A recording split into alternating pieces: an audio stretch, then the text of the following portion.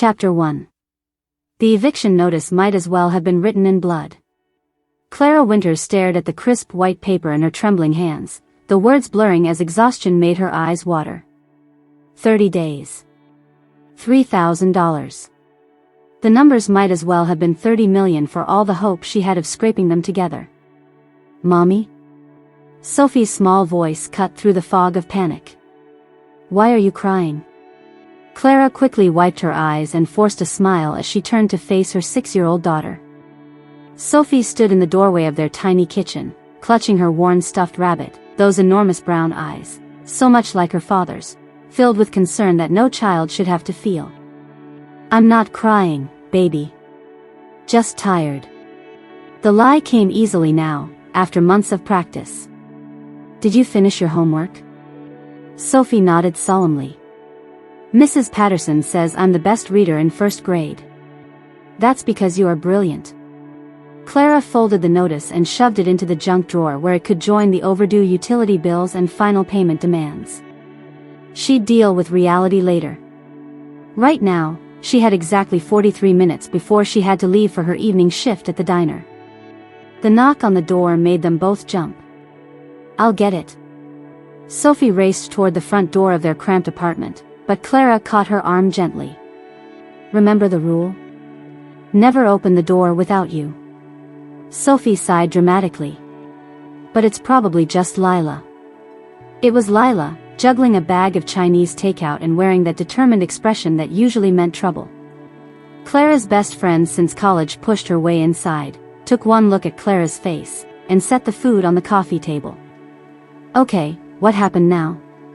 Nothing happened. Clara Winters, you look like someone just told you Santa Claus was a serial killer. Spill. Sophie giggled at that, and the sound loosened something tight in Clara's chest. When was the last time she'd heard her daughter laugh? Really laugh, not the careful, polite sound she made when she thought Clara was watching. Can we eat first? Clara gestured toward the takeout. I have to work in an hour. Actually, no. Lila crossed her arms. You're not working tonight. Lila, I can't afford to. I already called Damian. Told him you had food poisoning. Lila held up a hand before Clara could protest. One of the regulars is covering your shift, and yes, she'll give you the tips. Clara sank onto their second-hand couch, suddenly too tired to argue. Why would you do that? Because you're going on a date. The words hit Clara like a physical blow. Absolutely not. Absolutely yes. Lila sat down beside her, her voice gentling. Clara, when was the last time you did something just for you? When was the last time you talked to an adult who wasn't taking your order or asking for your rent? Sophie had settled on the floor with her takeout container, but Clara could see her listening intently. Kids always knew more than adults gave them credit for. I don't have time for dates. I have responsibilities. You have a life, Lila said firmly. Or you're supposed to. Look, I know someone. No. He's nice. Normal. Works in construction, has his own business. No weird hobbies, no criminal record I could find. You ran a background check. I'm thorough. Lila grinned. His name is Jake Morrison. He's funny, he's stable, and he specifically asked to meet a woman who values family. Despite herself, Clara felt a flicker of curiosity. It had been 2 years since Sophie's father walked out, claiming he wasn't ready for the responsibility. She'd sworn off dating, throwing herself into work and raising Sophie. But sometimes, in the quiet moments before sleep, she ached with loneliness. I don't have anything to wear, she said weakly. I brought options. Lila gestured toward a garment bag Clara hadn't noticed. And Sophie's already agreed to have a sleepover at my place. You planned this. Clara looked between her daughter and her best friend. You two conspired against me. Sophie nodded solemnly. Lila says you need to remember how to have fun. Traitor. But Clara was smiling now, the first real smile she'd managed in weeks. An hour later, Clara stared at herself in Lila's bathroom mirror and didn't recognize the woman looking back. The black dress was simple but flattering, skimming her curves without being too revealing. Lila had tamed her unruly hair into soft waves, and a touch of makeup had erased the shadows under her eyes. "You look beautiful," Lila said from the doorway. "I look like I'm pretending to be someone else. Maybe that's not such a bad thing. Maybe for one night, you can pretend to be a woman who doesn't carry the weight of the world on her shoulders." Clara touched the small silver locket at her throat, Sophie's picture inside, always close to her heart. What if something happens? What if Sophie needs me? Then you'll come home. But Clara, what if nothing happens? What if you just have a nice dinner with a nice man and remember that you're more than just Sophie's mom? The guilt twisted in Clara's stomach like a living thing. Sophie was everything to her, the reason she got up every morning, the reason she worked 3 jobs, the reason she kept fighting when everything felt hopeless. How could she justify spending money on dinner when they might be homeless in 30 days? "I can't afford this," she whispered. "He's paying. And before you get all feminist on me," he insisted. Apparently his mother raised him right. Clara closed her eyes, letting herself imagine, just for a moment, what it might feel like to sit across from a man who looked at her like she was worth knowing. Someone who didn't see her as just another waitress or cleaning lady or retail clerk. Someone who might actually listen when she talked. "One dinner," she said finally. "One dinner," Lila agreed. 20 minutes later, Clara stood outside Romano's, the nicest restaurant she'd ever been to, smoothing her dress with nervous hands. Through the window, she could see couples at candlelit tables, laughing and talking like they didn't have a care in the world. For a moment, the divide between their world and hers felt insurmountable. Her phone buzzed. A text from Lila: "Sophie's asleep. She made me promise to tell you to have fun. Now stop overthinking and go inside." Clara took a deep breath, tasting possibility on the evening air. Maybe Lila was right. Maybe she deserved this one night, this one chance to remember who she was before life ground her down to nothing but survival and responsibility. Maybe, just maybe, she could allow herself to hope. She pushed open the restaurant door and stepped into the warm, golden light, not knowing that across town, something ancient and wild had caught her scent on the wind and was even now turning its attention toward the woman who would change everything. The hostess smiled at her. "Are you meeting someone?" "Yes," Clara said, and for the first time in years, she meant it in more ways than one. Chapter 2. He was nothing like what Lila had described. Clara spotted him immediately, not because he was the only man sitting alone, but because every person in the restaurant seemed to unconsciously lean away from his table. He commanded space without saying a word, his presence filling the room like a low-frequency hum that made her skin prickle with awareness. Dark hair, darker eyes, and a face that belonged on movie screens rather than across from overworked single mothers in borrowed dresses. When he looked up and saw her, something flickered in those midnight eyes: surprise, recognition, hunger, gone so quickly she might have imagined it. He stood as she approached, and Clara realized Lila had failed to mention he was built like he could bench press a car. The hostess had said his name was Damian, but this man looked like he should be called something ancient and powerful. Something that required a title. "Clara?" His voice was warm honey over gravel, with just enough roughness to make her pulse skip. "You're even more beautiful than Lila described." Heat flooded her cheeks. "You must be Damian." "Just Damian." He pulled out her chair with old-fashioned courtesy that should have felt outdated but instead made her feel treasured. "I hope you don't mind, I took the liberty of ordering wine. But if you prefer something else."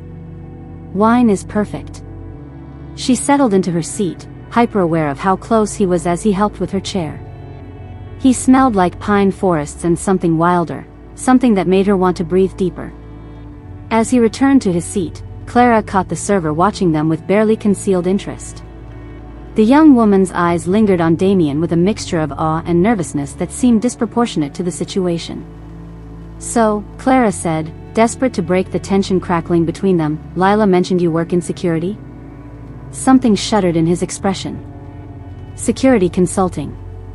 Corporate protection," risk assessment. Nothing too exciting.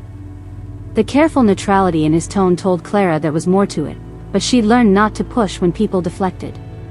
Everyone had secrets. That sounds important. She accepted the wine he poured, grateful for something to do with her hands. Must be demanding work. It has its challenges. Damian studied her with an intensity that made her feel like a puzzle he was trying to solve. Lila tells me you're a single mother. Clara stiffened, waiting for the usual reaction: pity, discomfort, or worse, the assumption that she was looking for someone to rescue her. I am. My daughter Sophie is 6. She lifted her chin slightly. If that's a problem. It's not a problem.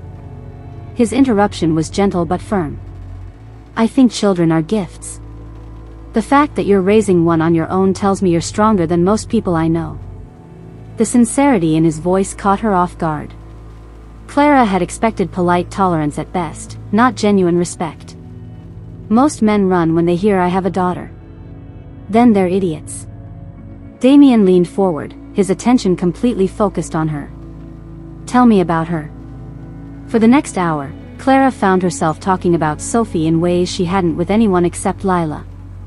Damian listened with genuine interest, asking thoughtful questions about Sophie's school, her favorite books, her dreams of becoming a veterinarian. He didn't check his phone once, didn't let his attention wander, didn't make Clara feel like she was monopolizing the conversation with mom talk. She sounds remarkable, he said when the server brought their entrees. Independent, like her mother. Sometimes too independent. She tries to take care of me instead of the other way around. Clara cut into her salmon, amazed at how natural this felt.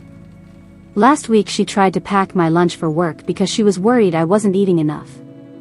Damian went very still. She takes care of you? She tries to. It's just been the two of us for a while now, and she's incredibly intuitive. Sometimes I think she knows how hard things are, even though I try to hide it. Something dangerous flashed in Damian's eyes. Her father? Left when she was 4. Said he wasn't ready for responsibility. Clara shrugged, aiming for casual and missing by miles. His loss. Completely his loss. The quiet fury in Damian's voice surprised her. Any man who walks away from his child is no man at all. The conviction in his words made Clara's chest tighten with unexpected emotion. She'd grown so used to explaining, justifying, making excuses for Lucas's abandonment that hearing someone simply validate her anger felt revolutionary. You sound like you speak from experience. Damian's expression darkened. My father wasn't exactly father of the year material. I learned early what kind of man I didn't want to be. There was pain there, carefully controlled but unmistakable. Clara found herself wanting to reach across the table, to offer comfort the way he'd somehow comforted her. I'm sorry. Don't be. It made me who I am. Damian seemed to shake off whatever shadows had crossed his mind. What about your family? Are they supportive? Clara laughed, but there was no humor in it. My parents weren't thrilled when I got pregnant young and unmarried. We don't talk much. They're lost too, then.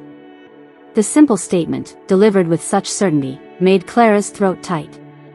When was the last time someone had taken her side so completely, so instinctively? You barely know me, she said softly. I know enough. Damian's gaze held hers.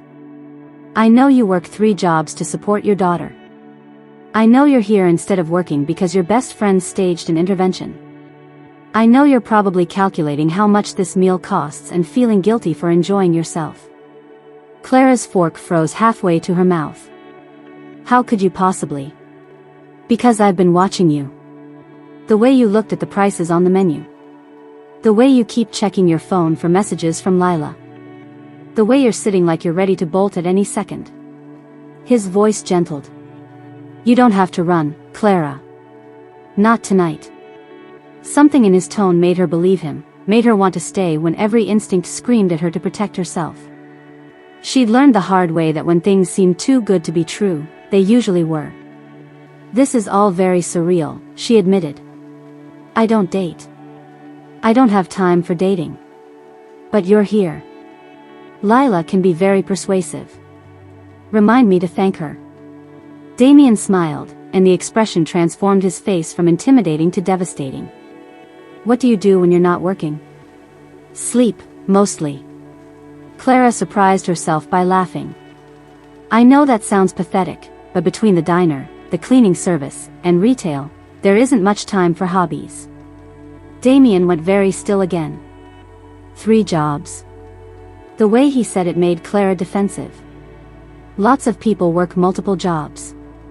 Not by choice, usually. His voice was carefully controlled. That's a lot of pressure for one person. I manage. Clara straightened her shoulders. Sophie and I do fine. I'm sure you do.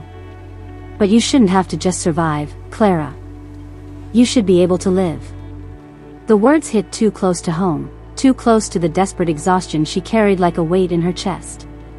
Clara felt tears threaten and blinked them back furiously. I should go. She started to reach for her purse, but Damian caught her hand. The contact sent electricity shooting up her arm.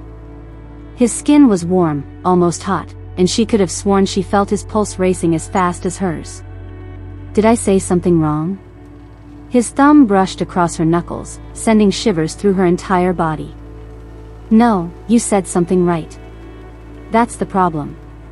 Clara stared down at their joined hands. I can't afford to want things I can't have. What if you could have them?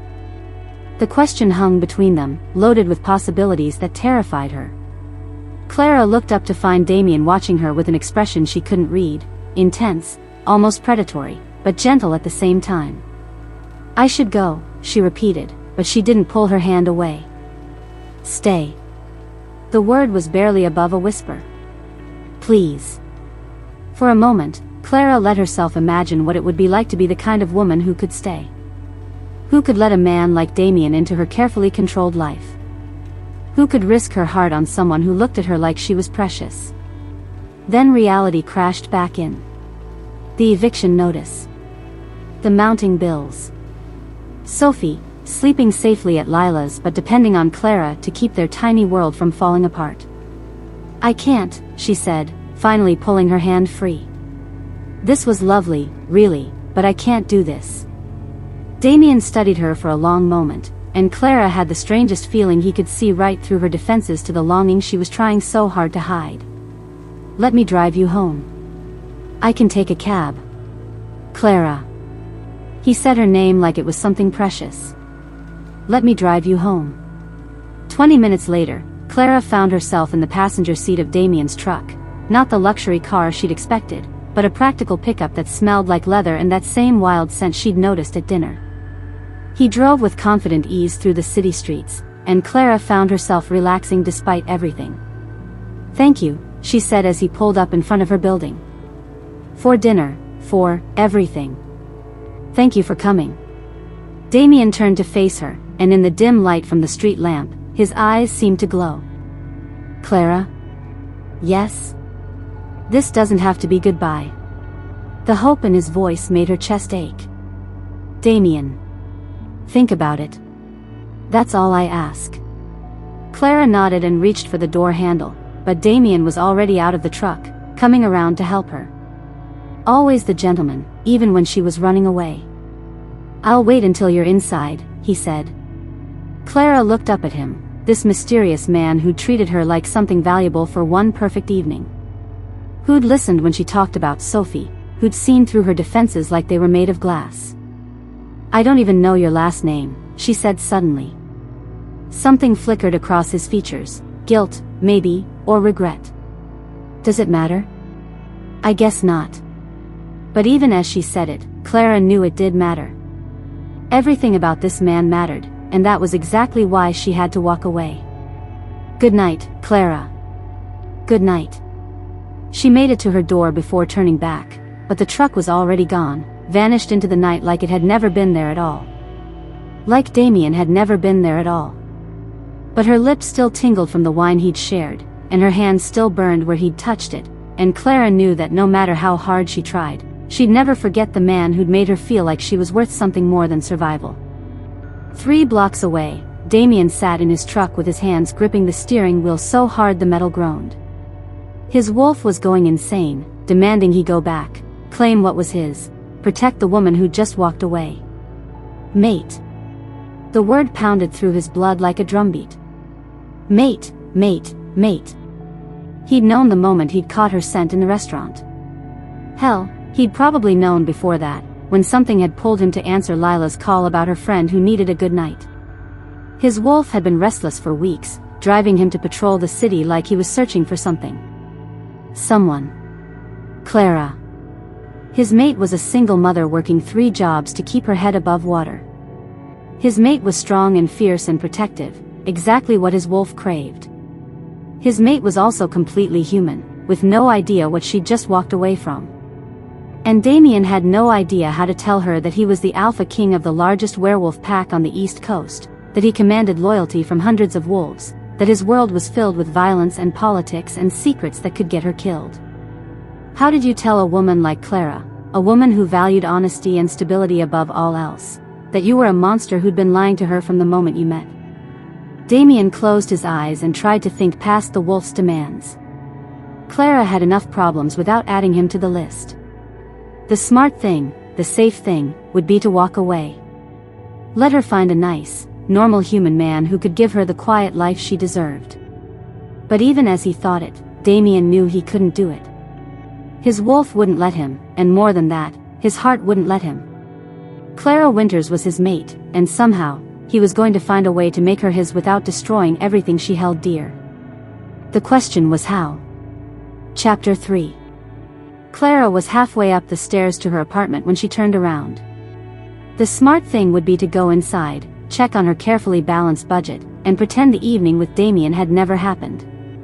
The smart thing would be to focus on reality, the eviction notice, the mounting bills, the fact that she couldn't afford to complicate her life with a man who made her feel things she'd forgotten she could feel. But when had Clara ever been accused of being smart when it came to men? She found Damian leaning against his truck, staring up at her building like he was memorizing it. He straightened when he saw her approaching, and even in the dim streetlight, she could see the surprise on his face. "Forget something?" he asked. "Coffee," Clara said, her heart hammering against her ribs. "I was going to ask if you wanted coffee. I make terrible coffee, but it's better than going home to an empty apartment." The words tumbled out faster than she intended. "If you want to, I mean. If you don't have somewhere else to be." Damian stepped closer, close enough that she could see the way his eyes seemed to catch the light. "I don't have anywhere else to be." "Good." Clara swallowed hard. "Great. Coffee it is." Her hands shook as she unlocked the building's front door, hyper-aware of Damian behind her as they climbed the narrow stairs. She'd never brought a man home before, not since Sophie was born, not since she'd learned the hard way that her daughter had to come first, always. But Sophie was safe at Lila's, and Clara was tired of being careful, tired of being responsible, tired of being alone. "This is it," she said, opening the door to her tiny apartment. "It's not much, but it's home." Damian stepped inside, and Clara tried to see the space through his eyes. The second-hand furniture, the stack of bills on the kitchen counter, Sophie's drawings covering every inch of the refrigerator. It was cramped and worn and probably worth less than what he'd spent on dinner. "Sophie's artwork?" he asked, moving toward the refrigerator with genuine interest. "She's very prolific." Clara busied herself with the coffee maker, grateful for something to do with her hands. "That one's her family portrait. The tall figure is me, the small one is her, and the furry blob is the dog she wants but we can't afford." Damian studied the drawing with the same intensity he'd focused on her all evening. "She drew you wearing a crown." Clara looked up, surprised. She'd never noticed that detail before. "She thinks I'm a queen, I guess. Wait until she's a teenager and realizes I have no idea what I'm doing. You're raising her alone, working 3 jobs, keeping her safe and happy and fed. That sounds like queen behavior to me." The quiet conviction in his voice made Clara's chest tight. She turned back to the coffee, afraid he might see how much his words affected her. "You're good at that," she said, Good at what? Making people feel like they matter. The silence stretched between them, heavy with unspoken things. Clara could feel Damian watching her, could sense something shifting in the air around them. You do matter, Clara. More than you know. She turned to find him standing much closer than she'd expected, close enough to see the flecks of gold in his dark eyes, close enough to smell that wild, woodsy scent that seemed to cling to his skin. The coffee. Can wait. Damian reached up, tucking a strand of hair behind her ear. His fingers lingered against her cheek, warm and rough and gentle. This is nice. Being here with you. Even though my apartment could fit in your truck. Especially because of that. His thumb brushed across her cheekbone. You've built something real here. Something that matters. Clara's breath caught. You don't know anything about my life. Then tell me. They ended up on her couch with mugs of coffee that grew cold as Clara found herself talking about things she'd never told anyone. About growing up feeling like she never quite fit anywhere. About meeting Sophie's father in college and thinking she'd found her forever, only to watch him slowly pull away as the reality of parenthood set in. About the crushing weight of trying to be everything to everyone and never feeling like it was enough. The worst part, Clara said, curled into the corner of the couch with her legs tucked under her, is that I used to have dreams. I was going to be a teacher. I had this whole plan, finish my degree, get a job at a good school, maybe write children's books on the side. Then I got pregnant, and Lucas said we could make it work, but he left. He left. Clara stared into her coffee mug. And suddenly I'm a single mother with no degree, no savings, and a baby who depends on me for everything. The dreams felt pretty stupid after that. Dreams aren't stupid. Damian leaned forward, his voice intense. What's stupid is giving up on them. Easy to say when you're not facing eviction. The words slipped out before Clara could stop them. She cursed silently, not wanting to sound like she was fishing for sympathy or money. Damian went very still. Eviction? It's fine, Clara said quickly. I'll figure it out. I always do. How much? Damian. How much do you owe? The quiet authority in his voice made Clara look up. For a moment, something flickered in his expression, something almost dangerous, before his features smoothed back into concern. $3,000, she admitted. I have 30 days. Damian was quiet for so long that Clara began to regret telling him. Men didn't want to hear about a woman's financial problems on what was barely even a first date. I'm sorry, she said. I shouldn't have. Don't apologize. Damian set down his coffee and turned to face her fully. You shouldn't have to carry all of this alone. I'm not alone. I have Sophie, and Laya. That's not what I meant. The way he was looking at her made Clara's pulse race. Like she was something precious he wanted to protect. Like she was worth protecting. Damian. Let me help. No. Clara shook her head firmly. I don't take charity. It wouldn't be charity. Damian reached for her hand, lacing their fingers together. It would be an investment. In what? In us. The word hung between them, loaded with possibility and promise and a dozen kinds of hope Clara couldn't afford to feel. There is no us, she said softly. We just met. Did we? Damian's thumb traced patterns on her palm that made her shiver. Because I feel like I've been looking for you my whole life. The confession was so raw, so honest, that Clara felt her carefully constructed walls begin to crumble. When was the last time someone had looked at her like Damian was looking at her now? Like she was the answer to a question he'd been asking forever? You're dangerous, she whispered. Only to people who threaten what's mine. The possessiveness in his voice should have alarmed her. Instead, it sent heat spiraling through her body like liquid fire. I'm not yours. Aren't you? Damian leaned closer, his free hand coming up to cup her face. Clara could feel her resolve melting, could feel herself falling towards something that might destroy her. This is crazy, she breathed. Completely crazy. Damian's lips were inches from hers. Tell me to stop.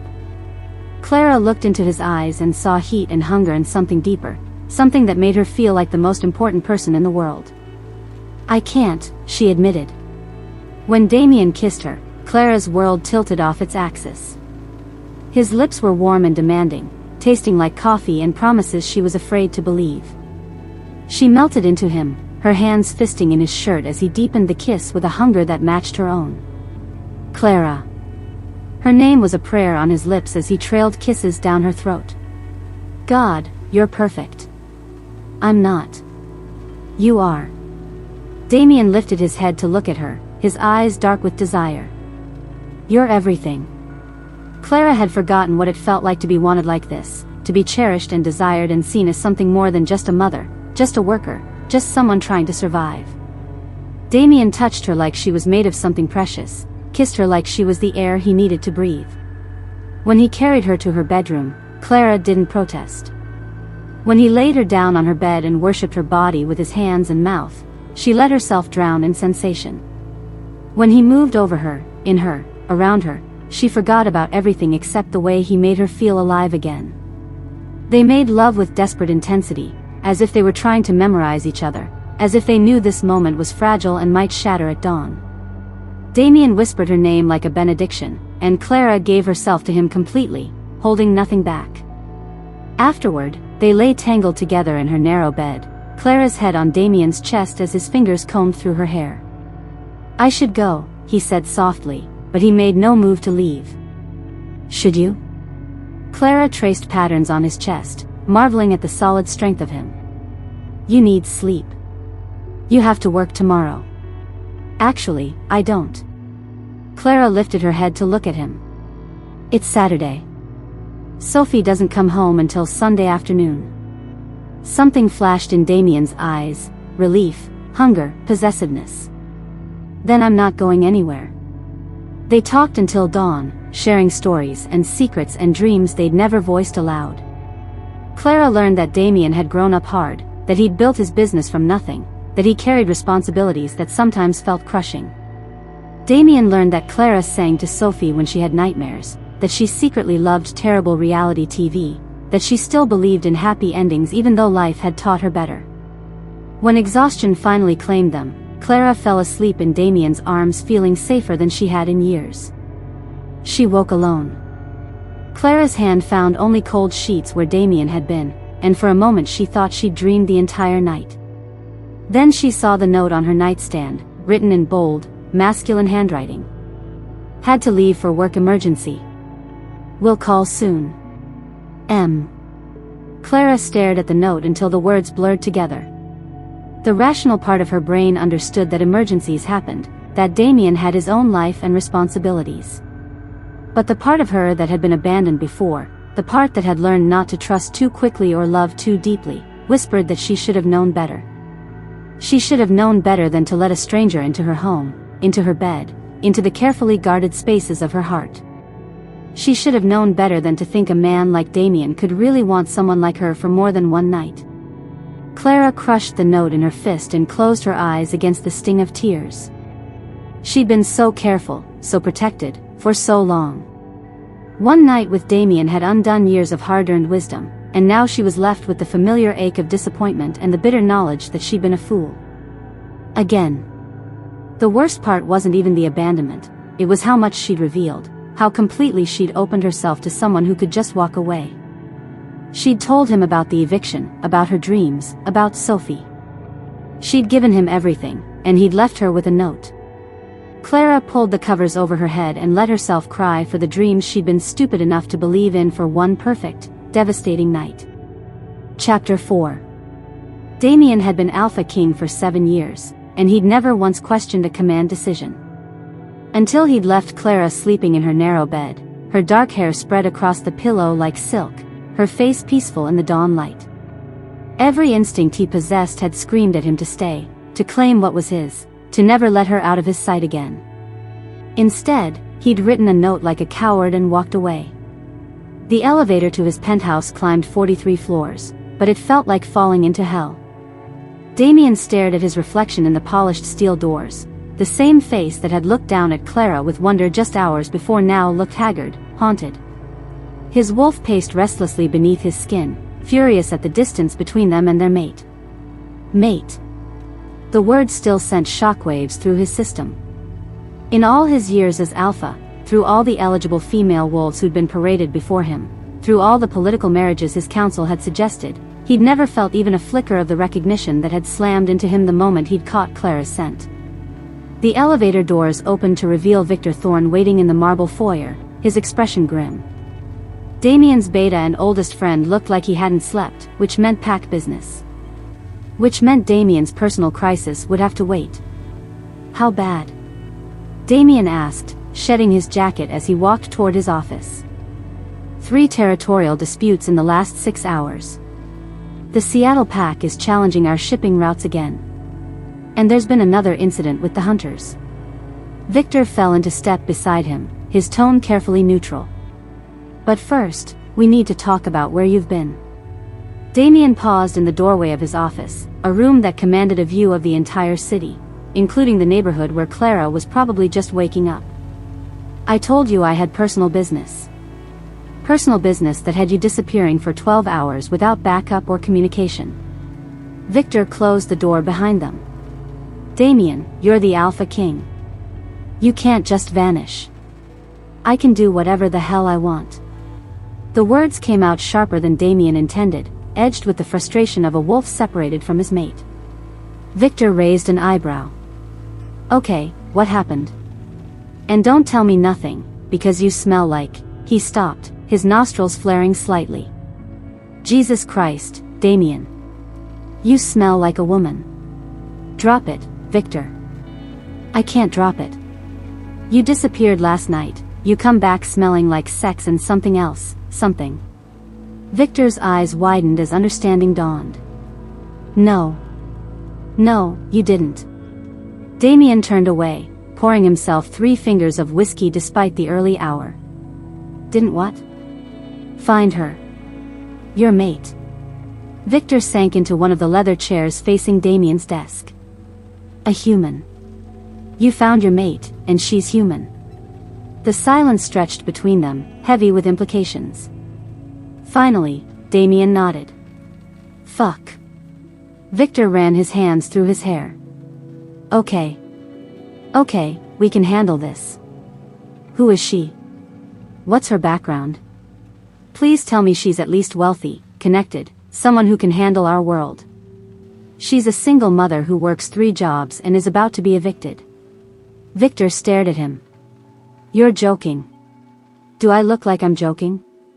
Damian drained his whiskey in one swallow. Her name is Clara Winters. She has a 6-year-old daughter named Sophie. She's the strongest, most courageous woman I've ever met, and she has no idea what I am. Damian. Victor leaned forward, his voice gentle but firm. You know this is impossible. Nothing is impossible. A human mate? A human mother? Victor shook his head. The council will never accept her. The pack traditions, the security risks, the exposure. I don't give a damn what the council thinks. Damian's voice carried the edge of command that made weaker wolves submit. She's mine. And what happens when she finds out what you are? What we are? Victor stood, pacing to the windows. You think a woman who's struggling to keep her head above water wants to be dragged into our world? You think she wants her daughter exposed to the violence, the politics, the constant danger? Every word hit like a physical blow because Victor was right. Clara's life was complicated enough without adding werewolf politics and supernatural threats. But Damian's wolf didn't care about logic or safety or rational thought. It only cared that their mate was miles away, probably hurting because he'd left without explanation. She needs help, Damian said quietly. She's about to lose her apartment. So help her. Anonymously. Set up a trust, make some calls, solve her problems from a distance. Victor turned back to him. But don't drag her into this world, Damian. For her sake and Sophie's. Damian knew Victor was right. The smart thing, the safe thing, would be to help Clara from the shadows and stay away. But the thought of never seeing her again, never touching her, never hearing her laugh or watching her eyes light up when she talked about Sophie, it felt like death. The territorial disputes, Damian said, forcing himself to focus on pack business. Brief me. For the next 3 hours, Damian threw himself into the duties that had defined his life for 7 years. Territory maps, shipping manifests, incident reports, the endless machinery of running the largest werewolf pack on the East Coast. But even as he made decisions and issued orders, part of his mind remained focused on a tiny apartment across the city where his mate was waking up alone. By noon, he couldn't take it anymore. "I need you to set something up," Damian told Victor as his beta prepared to leave for a meeting with the Seattle PAC's representatives. Anonymously. Victor sighed. "What kind of something?" "A benefactor program. Corporate charity, community outreach, whatever you want to call it.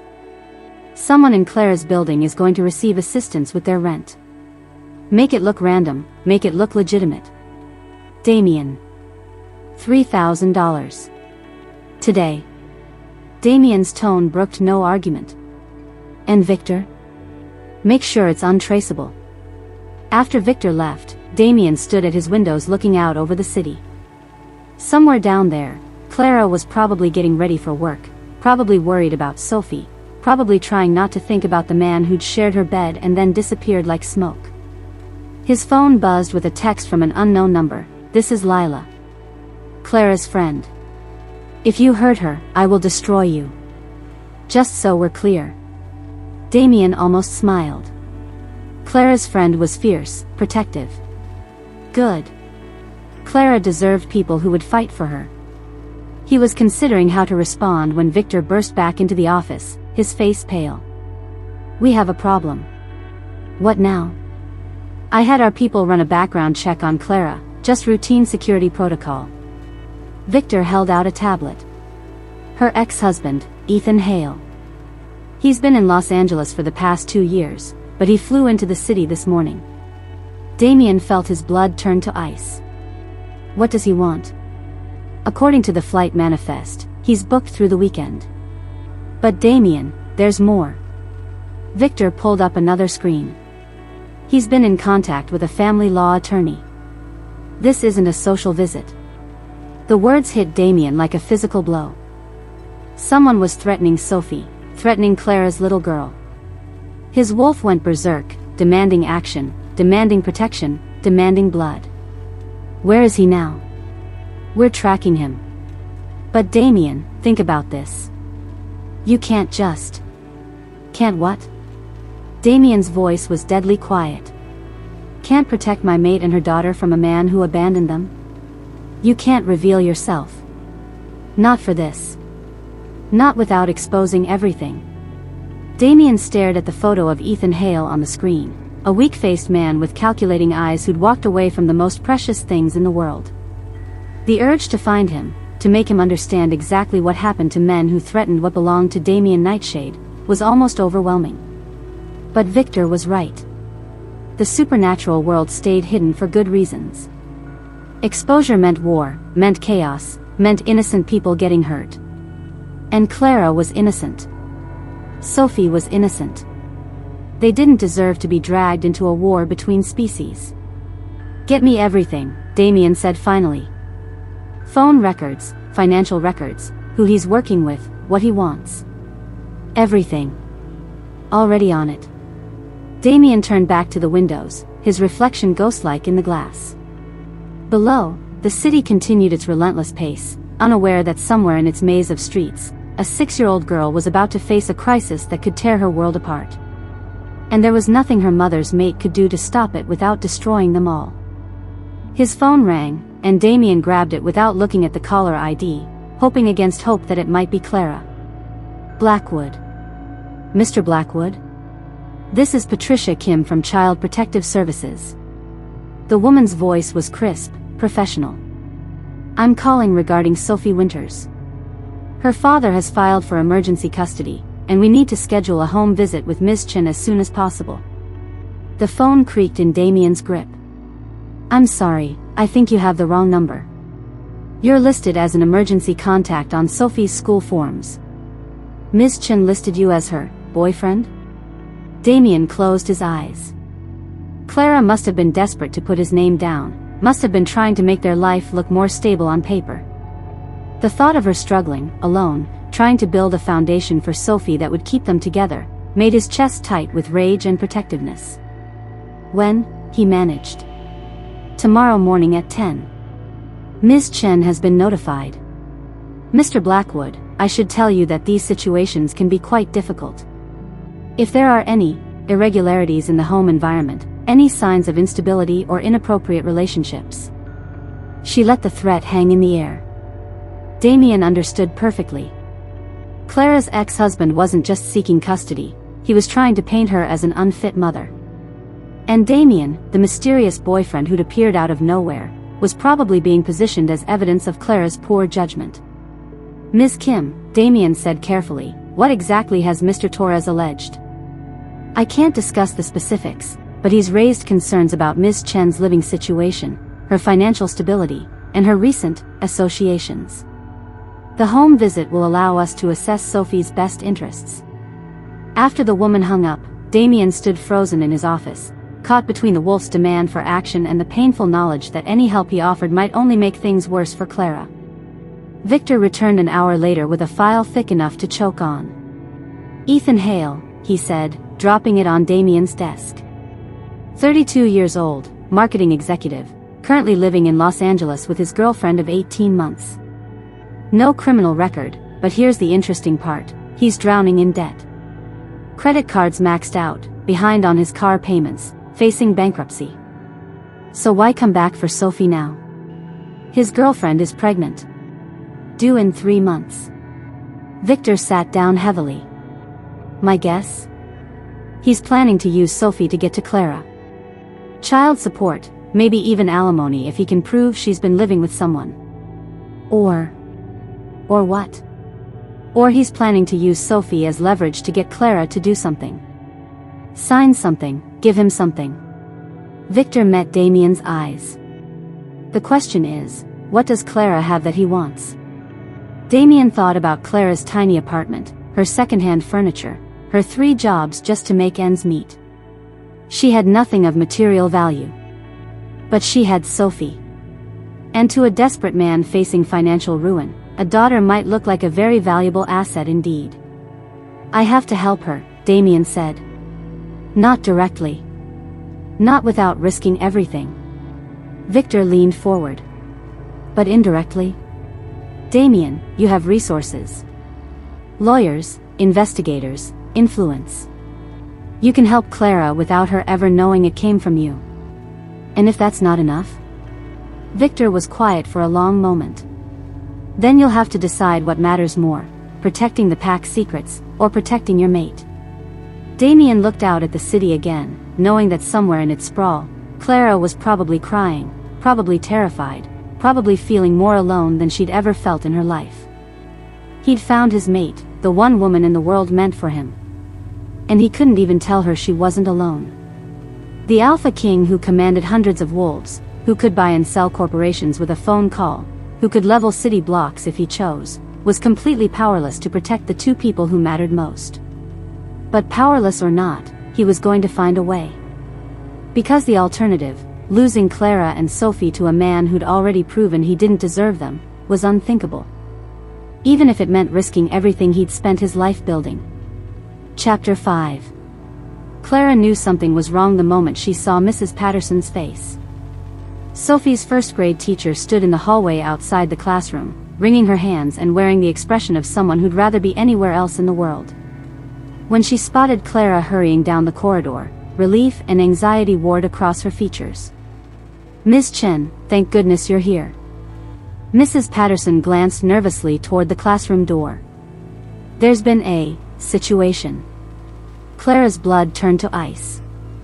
Is Sophie hurt? Is she sick? No, she's fine. She's in the classroom working on her reading. But... Mrs. Patterson lowered her voice. Sophie's father is here. He's in the principal's office with a lawyer, and they're asking to take Sophie with them. The hallway tilted around Clara like the deck of a sinking ship. That's impossible. Ethan doesn't have custody rights. He gave them up when. They have papers, Clara. Principal Rodriguez appeared beside them, his usually warm demeanor replaced by professional caution. Court documents. We can't release Sophie to you until this is sorted out, but we also can't let her leave with them without your consent. Clara's legs went weak. 2 years. Ethan had been gone for 2 years without so much as a birthday card, and now he wanted Sophie back. Where is he? Clara, maybe you should call a lawyer first. Where is he?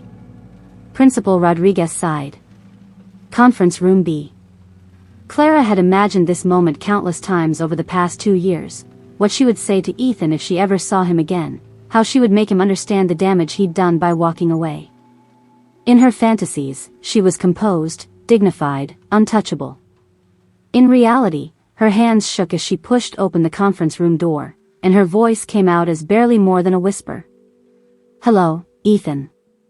He looked exactly the same, sandy brown hair, weak chin, those pale blue eyes that had once seemed sensitive but now just looked calculating. He sat at the conference table in an expensive suit Clara knew he couldn't afford, flanked by a sharp-faced woman in her 50s who radiated predatory competence. Clara. Ethan stood, attempting a smile that didn't reach his eyes. You look good. Motherhood agrees with you. The casual tone, as if they were old friends running into each other at a coffee shop, made Clara's temper flare. What do you want, Ethan? I want my daughter. He gestured to the chair across from him. Why don't you sit down? Miss Hartwell and I would like to discuss Sophie's future. I'm Margaret Hartwell, the lawyer said, her voice crisp and cold. I represent Mr. Torres in this matter. Miss Chen, your ex-husband has some very serious concerns about his daughter's welfare. Clara remained standing, her hands clenched into fists at her sides. Sophie is fine. She's happy, healthy, and loved. Something she never was when you were around. Is she? Ethan's voice carried a note of fake concern that made Clara's skin crawl. Because from what I understand, you're working 3 jobs just to keep a roof over her head. You're facing eviction. And now you're shacking up with strange men and leaving Sophie with babysitters all night. The blood drained from Clara's face. How could he possibly know about Damian? About the eviction notice? I don't know what you're talking about. Really? Miss Hartwell slid a manila folder across the table. Because we have documentation of your lifestyle choices. Photos of you leaving your apartment building at night in inappropriate clothing. Records of your financial instability. Witness statements about your recent male companion. Clara's hands shook as she opened the folder. The photos were grainy but unmistakable, her leaving for her date with Damian, her returning home with him leaving the next morning. Someone had been watching her, documenting her private moments like evidence in a crime. You had me followed. I had my daughter's welfare investigated, Ethan corrected. Clara, I know you're trying your best, but Sophie deserves better than this. She deserves stability, security, a real family. She has a real family. She has me. A mother who works 3 jobs and can't pay the rent? A mother who brings strange men home and leaves her daughter with friends overnight? Ethan leaned forward, his voice taking on that reasonable tone she remembered from their fights. Clara, be realistic. What kind of life is that for a 6-year-old? It's an honest life. It's a life where she's wanted and loved, not abandoned the moment things get difficult. I made a mistake, Ethan said, and for a moment his mask slipped enough to show something that might have been genuine regret. I was young, scared, overwhelmed. But I've grown up, Clara. I have a good job now, a stable relationship. Jessica and I can give Sophie everything, a big house, private school, a college fund. Everything you can't provide. The name hit Clara like a slap. Jessica. My fiancée. She's wonderful with children, and she's excited about being Sophie's stepmother. Ethan's smile was poison wrapped in silk. We're expecting our own child in a few months, so Sophie would have a little brother or sister. A real family, Clara. Isn't that what you've always wanted for her? Clara stared at the photos in the folder, at the evidence of her supposedly unfit life. Working multiple jobs to support her daughter was being twisted into neglect. Going on one date in 2 years was being painted as promiscuity. Fighting to keep them housed and fed was being used as proof that she couldn't provide. This is insane, she whispered. No judge would take Sophie away from me based on this. Wouldn't they? Ms. Hartwell's smile was razor-sharp. Single mother, multiple jobs, facing eviction, bringing strange men around a minor child? Ms. Chen, I've won custody cases with far less evidence. The mysterious boyfriend is particularly concerning, Ethan added. No one seems to know anything about him. No employment history we can find, no local address. For all we know, he could be a criminal, a drug dealer, or worse. Is that really the kind of influence you want around my daughter? Clara's throat closed up. Damian. They were using Damian against her, twisting their one perfect night into something sordid and dangerous. And the worst part was, she couldn't even defend him because she didn't know anything about him either. He'd vanished as completely as if he'd never existed. I want to see those court documents, Clara said, surprised by the steadiness of her own voice.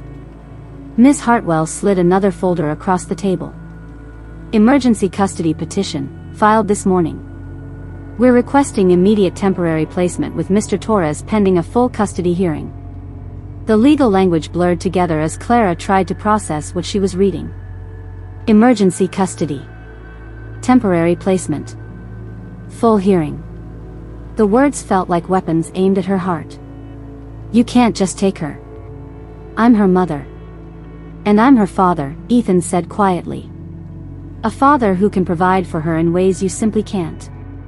Clara, I'm not trying to hurt you. I'm trying to do what's best for Sophie. What's best for Sophie is staying with the parent who didn't abandon her. The parent who's about to be homeless. Ms. Hartwell's voice was ice-cold. Ms. Chen, let's be realistic. You're one missed paycheck away from living in your car. Is that really the environment you want for a 6-year-old? Clara felt the walls closing in around her. Everything they were saying was technically true, even if they were twisting it into something ugly. She was facing eviction. She did work multiple jobs. She had brought Damian home, and he had disappeared without explanation. I need to call my lawyer, she said. Of course. Ethan's smile was sympathetic and false. Though I should mention, this doesn't have to go to court. We could work something out privately. Clara looked up sharply. What do you mean? Visitation, Ethan said smoothly. Regular, substantial visitation. Maybe Sophie could spend summers with us in Los Angeles. Christmas breaks. We could even provide financial support to help with your situation here. The offer hung in the air like bait on a hook. Clara could see exactly what Ethan was offering, money and stability in exchange for sharing Sophie. Part of her, the part that lay awake at night wondering how she was going to pay the next bill, was tempted. But another part, the part that had held Sophie through every fever and nightmare and triumph for 6 years, recoiled at the thought of letting this man back into their lives. No, Clara said. Sophie stays with me. Miss Hartwell sighed like Clara was being unreasonable. Miss Chen, I strongly advise you to reconsider. This can be handled amicably, or it can be handled in court. But either way, Mr. Torres is going to be part of his daughter's life from now on. We'll be in touch, Ethan said, standing. Clara? For what it's worth, I really am sorry it's come to this. After they left, Clara sat alone in the conference room staring at the legal documents that threatened to tear her world apart. Emergency custody hearing. Temporary placement. Unfit mother.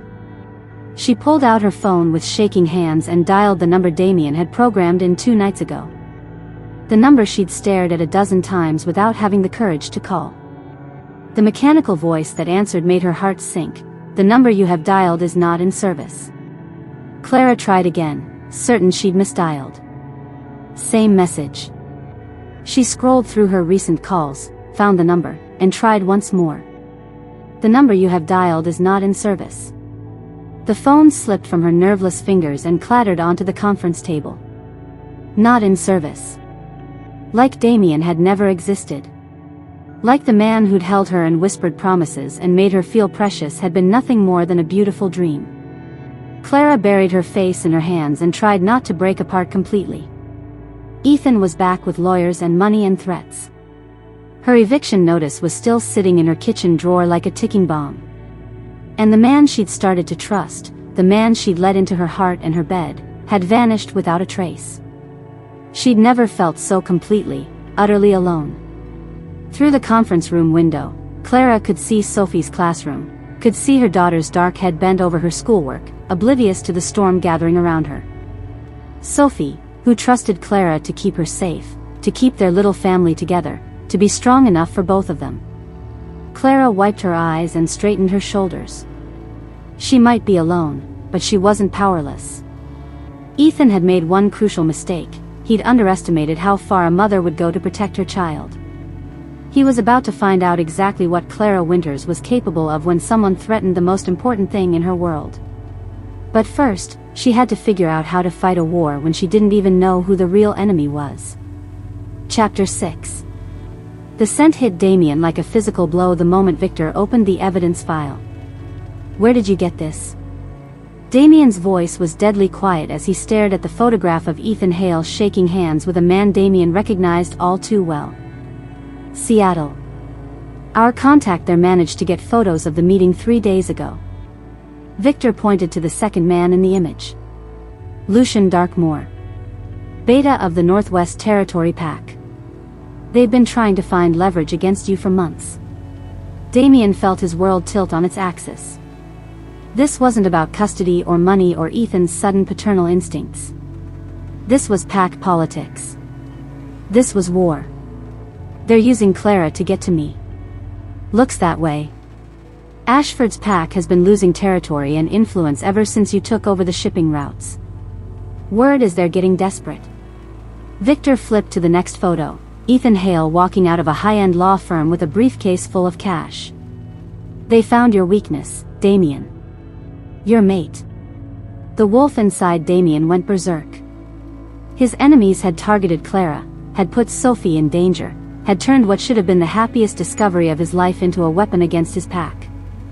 The urge to shift, to hunt, to rip Ethan Hale apart with his bare hands was almost overwhelming. How long have they been watching her? Based on the dates on these surveillance photos? Since the night you met her. Victor met Damian's eyes grimly. "They've been tracking your movements, Damian. Following your scent trail." Clara walked into that restaurant completely innocent, and walked out with a target on her back. Damian slammed his fist onto the desk hard enough to crack the solid oak. "Get Lucas Gray on the phone. Now. Damian. Now, Victor. And get our best family law attorney. Hell, get all of them." Damian was already reaching for his jacket. "And prepare a security detail." "Where are you going?" "To protect my mate." 20 minutes later, Damian stood outside Clara's apartment building with his heart hammering against his ribs and Lucas Gray, the most ruthless family attorney on the East Coast, beside him. He'd called in every favor, spent more money than most people made in a year, and still felt like he was walking into battle unarmed. Because the real enemy wasn't Ethan Hale or custody papers or even Lucian Darkmoor's pack. The real enemy was the look he expected to see in Clara's eyes when she realized how thoroughly he'd lied to her. "Mr. Blackwood," Lucas said as they climbed the narrow stairs, "I should remind you that inserting yourself into this situation could complicate matters. If Miss Chen's ex-husband's attorney discovers your resources, they could argue that your involvement proves their point about inappropriate relationships. Let them try." Damian's voice carried the authority of an alpha who'd never lost a battle. "Just make sure Sophie stays with her mother." Clara answered the door on the second knock, and the sight of her nearly brought Damian to his knees. Her eyes were red-rimmed from crying, her face pale with exhaustion, and she looked so fragile that his wolf wanted to wrap her up and never let anything hurt her again. "Damian." She said his name like she wasn't sure he was real. What are you doing here? I came to help. Damian gestured to Lucas, who stepped forward with professional courtesy. This is Lucas Gray, one of the best family attorneys in the country. He's here about Sophie. Clara's gaze flicked between them, confusion and wariness warring in her expression. I don't understand. How do you even know about Sophie? About Ethan? May we come in? Lucas asked gently. This conversation would be better held privately. Clara hesitated for a moment that felt like eternity, then stepped aside. Sophie's in her room doing homework. The tiny apartment looked even smaller with Lucas's imposing presence filling it, but Damian barely noticed. All his attention was focused on Clara, on the way she held herself like she was afraid she might shatter, on the defensive set of her shoulders that told him she was preparing for another blow. Miss Chen, Lucas began, settling his briefcase on the coffee table, I understand you received custody papers today. How could you possibly know that? Clara's voice was sharp with suspicion. And why would you care? Damian had prepared for this moment, had rehearsed what he would say, but faced with Clara's obvious pain and mistrust, the words dried up in his throat. I have connections, he said lamely. When I heard what was happening. Connections. Clara laughed, but there was no humor in it. Right. And I suppose your mysterious security consulting job comes with a legal team that specializes in family law? Clara. No. She turned on him, eyes blazing. You disappeared. You left me a note like I was some one-night stand you couldn't wait to escape, and now you show up with an attorney? What kind of game are you playing? The accusation hit Damian like a physical blow because she was right. From her perspective, his behavior made no sense. He'd vanished without explanation and reappeared with resources that clearly didn't match his claimed background. It's not a game, Damian said quietly. I had to leave. There was an emergency. Your phone number doesn't work. I had to change it. Security reasons. Security reasons. Clara shook her head. Do you hear yourself? Nothing you say makes sense, Damian. Nothing about you makes sense. Before Damian could respond, Sophie's door opened and the little girl appeared in the hallway, clutching her stuffed rabbit. She was smaller than Damian had imagined, with huge dark eyes and Clara's delicate bone structure, but there was something about her that made his wolf sit up and take notice. Mommy? Sophie's voice was small, uncertain. Why are you upset? I'm not upset, baby. Just talking to some friends. Clara forced a smile that didn't reach her eyes. Why don't you go back to your homework? But Sophie wasn't looking at her mother. She was staring at Damian with an intensity that made the hair on the back of his neck rise. Slowly, as if drawn by an invisible force, she walked toward him. You smell like the forest, she said matter-of-factly. Clara went very still. Sophie, what did you say? He smells like the forest where the wolves live. Sophie stopped directly in front of Damian, tilting her head like she was listening to something only she could hear. Like pine trees and wild things. Damian felt his world shift again. Children were more sensitive to supernatural presence than adults, but Sophie's reaction was stronger than anything he'd ever encountered. She shouldn't be able to smell his wolf so clearly, shouldn't be drawn to him like this unless. Sophie, go to your room, Clara said sharply. I know you, Sophie said to Damian, ignoring her mother completely. I've been dreaming about you. The words sent ice through Damian's veins. Dreams were how pack bonds formed, how mates recognized each other, how the supernatural world called to those who belonged to it. But Sophie was human. Completely human. Wasn't she? Sophie. Clara's voice carried a note of panic now. Room. Now. Sophie blinked as if waking up, looked around the room in confusion, then scurried back to her bedroom. The door closed with a soft click, leaving behind a silence that thrummed with unasked questions. What just happened? Clara whispered. Damian exchanged a look with Lucas, who was watching the proceedings with the carefully neutral expression of a man who'd learned not to question his client's unusual circumstances. "Children have active imaginations," Damian said, but even he could hear how hollow the words sounded. That wasn't imagination. Clara was staring at the spot where Sophie had stood. "She's never said anything like that before. And the way she looked at you." "Ms. Chen," Lucas interrupted smoothly, "perhaps we should focus on the immediate concern. Your ex-husband's custody petition." Clara blinked, seeming to remember why they were there. "Right. The petition." She sank onto the couch, suddenly looking exhausted. "I can't afford an attorney like you, Mr. Chen. I can barely afford rent." "There's no charge," Lucas said. "Mr. Blackwood is covering all legal fees." Clara's head snapped up. "Absolutely not." "Clara," Damian began. "No. I don't take charity, and I especially don't take charity from men who lie to me." Clara stood, crossing her arms defensively. "I don't know who you really are, Damian, but security consultants don't have lawyers like him on speed dial." Damian felt the trap closing around him. Every answer he gave would lead to more questions he couldn't truthfully answer without revealing the supernatural world. But Clara deserved the truth, deserved to understand why he'd left, why he was back, why her daughter had just recognized his wolf nature without any explanation. "You're right," he said finally. "I'm not just a security consultant." "Then what are you?" Damian met her eyes, seeing the hurt and suspicion there, knowing that his next words would either save them or destroy any chance they had at a future together. "I'm wealthy, Clara. Very wealthy. The security consulting is just one of my businesses." "How wealthy?" "Wealthy enough that Ethan Hale and his threats don't scare me. Wealthy enough to make sure Sophie stays exactly where she belongs, with you." Clara stared at him for a long moment, and Damian could practically see her mind working, trying to fit this new information into what she knew about him.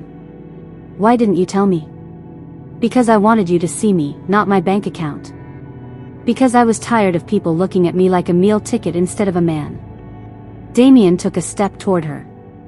"Because what we had that night was real, Clara. It was the realest thing I've ever experienced. And yet you still left." "I had to. There were complications. Business emergencies that couldn't wait." Damian hated the half-truths, hated the way they tasted like ash in his mouth. "But I came back. I'm here now. With an attorney and a solution to all my problems." Clara's voice was bitter. "How convenient. Clara, your daughter is in danger of being taken away from you by a man who abandoned her. This isn't about convenience or pride or what you think you can afford. This is about Sophie." The words hit their mark. Clara's defensive posture crumbled slightly, and Damian could see the fear she was trying so hard to hide. "Why would you do this?" she whispered. "Help a woman you barely know?" "Because you're not just some woman I barely know." Damian moved closer, close enough to see the gold flecks in her dark eyes. "Because what happened between us wasn't just a one-night stand, no matter how it ended. Because you matter, Clara. You and Sophie both matter. I don't even know your last name." "Blackwood. Damian Nightshade. Blackwood." Clara tested the name like she was tasting wine. "Should I recognize that name?" Damian hesitated. The Blackwood name carried weight in certain circles, appeared on charity boards and corporate donor lists and political contribution records. But to someone like Clara, struggling to pay rent and working 3 jobs, it probably meant nothing. "Maybe. I try to keep a low profile." Clara studied his face, and Damian could see her weighing her options. Pride against pragmatism. Independence against Sophie's welfare. Trust against every instinct that told her this was too good to be true. "Mr. Chen," she said finally, addressing the attorney without taking her eyes off Damian. "What exactly are you proposing?" "We fight the custody petition. We demonstrate that Sophie's current living situation is stable and in her best interests. We make Mr. Torres prove his allegations instead of letting him rely on innuendo and character assassination. Lucas's voice was calm, professional. And we win. That's simple. With Mr. Blackwood's resources behind us? Yes, it can be that simple. Clara was quiet for so long that Damian began to think she was going to refuse. Then she spoke, her voice barely above a whisper. What do you want in return? The question hit Damian like a punch to the gut. Nothing. Nobody does something like this for nothing. Especially not for someone they barely know. Damian could have told her about mate bonds and pack loyalty and the way his wolf had recognized her as the other half of his soul. He could have explained about the rival pack and Ethan's true motivations and the danger she was in just by being connected to him. He could have laid his whole truth at her feet and trusted her to understand. Instead, he gave her the one truth he could safely offer. I care about you, Clara. I care about Sophie. Sometimes that's enough. Clara stared at him for another endless moment, then turned to Lucas. If I agree to this, what happens next? We file a response to the petition. We request an emergency hearing to address the immediate custody threat. We prepare a defense that shows you're a fit and loving mother who's doing everything possible to provide for her daughter. Lucas opened his briefcase. But we need to move quickly. Mr. Torres's attorney isn't going to wait. Clara looked around her tiny apartment, at Sophie's drawings on the refrigerator, at the stack of bills on the counter, at the eviction notice she thought no one knew about. Then she looked at Damian, this mysterious man who'd entered her life like a storm and was now offering to be her shelter. If I do this, she said slowly, I need to know that you're not going to disappear again. Sophie's been through enough abandonment. I'm not going anywhere, Damian promised. And I need to know that this isn't some kind of, I don't know, some rich man's fantasy about rescuing the poor single mother. Because I'm not a charity case, Damian. I'm a woman with a daughter to protect. I know exactly what you are, Damian said softly.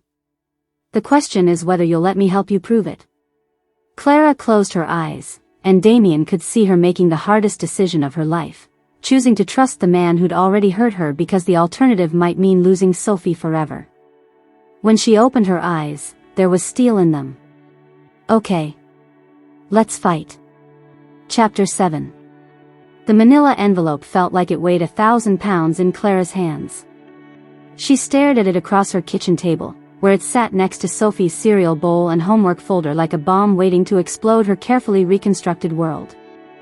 3 days since she'd hired Leo Stone, Lila's ex-boyfriend who'd become a private investigator after their breakup.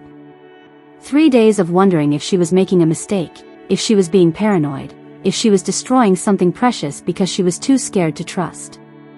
3 days of Damian showing up every evening with takeout and homework help and gentle kisses that made her forget why she'd ever doubted him. Now the envelope was here, and Clara wasn't sure she wanted to know what was inside. Just open it, she whispered to herself. Whatever it is, you need to know. The first page made her blood run cold. Blackwood, Damian Victor. Dilby, October 15, 1989. Net worth, estimated $2.3 billion. CEO/founder, Blackwood Industries. Clara's hands shook as she flipped through page after page of documentation. Forbes profiles. Business Journal articles. Charity gala photos where Damian stood next to governors and senators and celebrities, looking every inch the billionaire he apparently was. Not wealthy. Not just successful. Billionaire. As in, more money than some small countries. The photos were what destroyed her. Damian in a tuxedo at some elegant fundraiser, a stunning blonde draped on his arm. Damian shaking hands with the mayor at a ribbon-cutting ceremony. Damian accepting an award for Philanthropist of the Year, while a room full of society elite applauded. This was his world. This was who he really was, not the down-to-earth man who'd sat on her second-hand couch and listened to her talk about her dreams, but a billionaire who moved in circles so far above her they might as well be on different planets. Clara felt sick. She'd known he was lying about being just a security consultant, but this? This was beyond anything she'd imagined. While she'd been worrying about affording Sophie's school supplies, Damian had been deciding how to spend money that she couldn't even conceptualize. Her phone buzzed with a text, picking up dinner. Chinese or Italian? Clara stared at the message, at the casual tone that suggested he was just Damian, just the man who'd become part of their evening routine over the past 3 days. Not Damian Nightshade, CEO.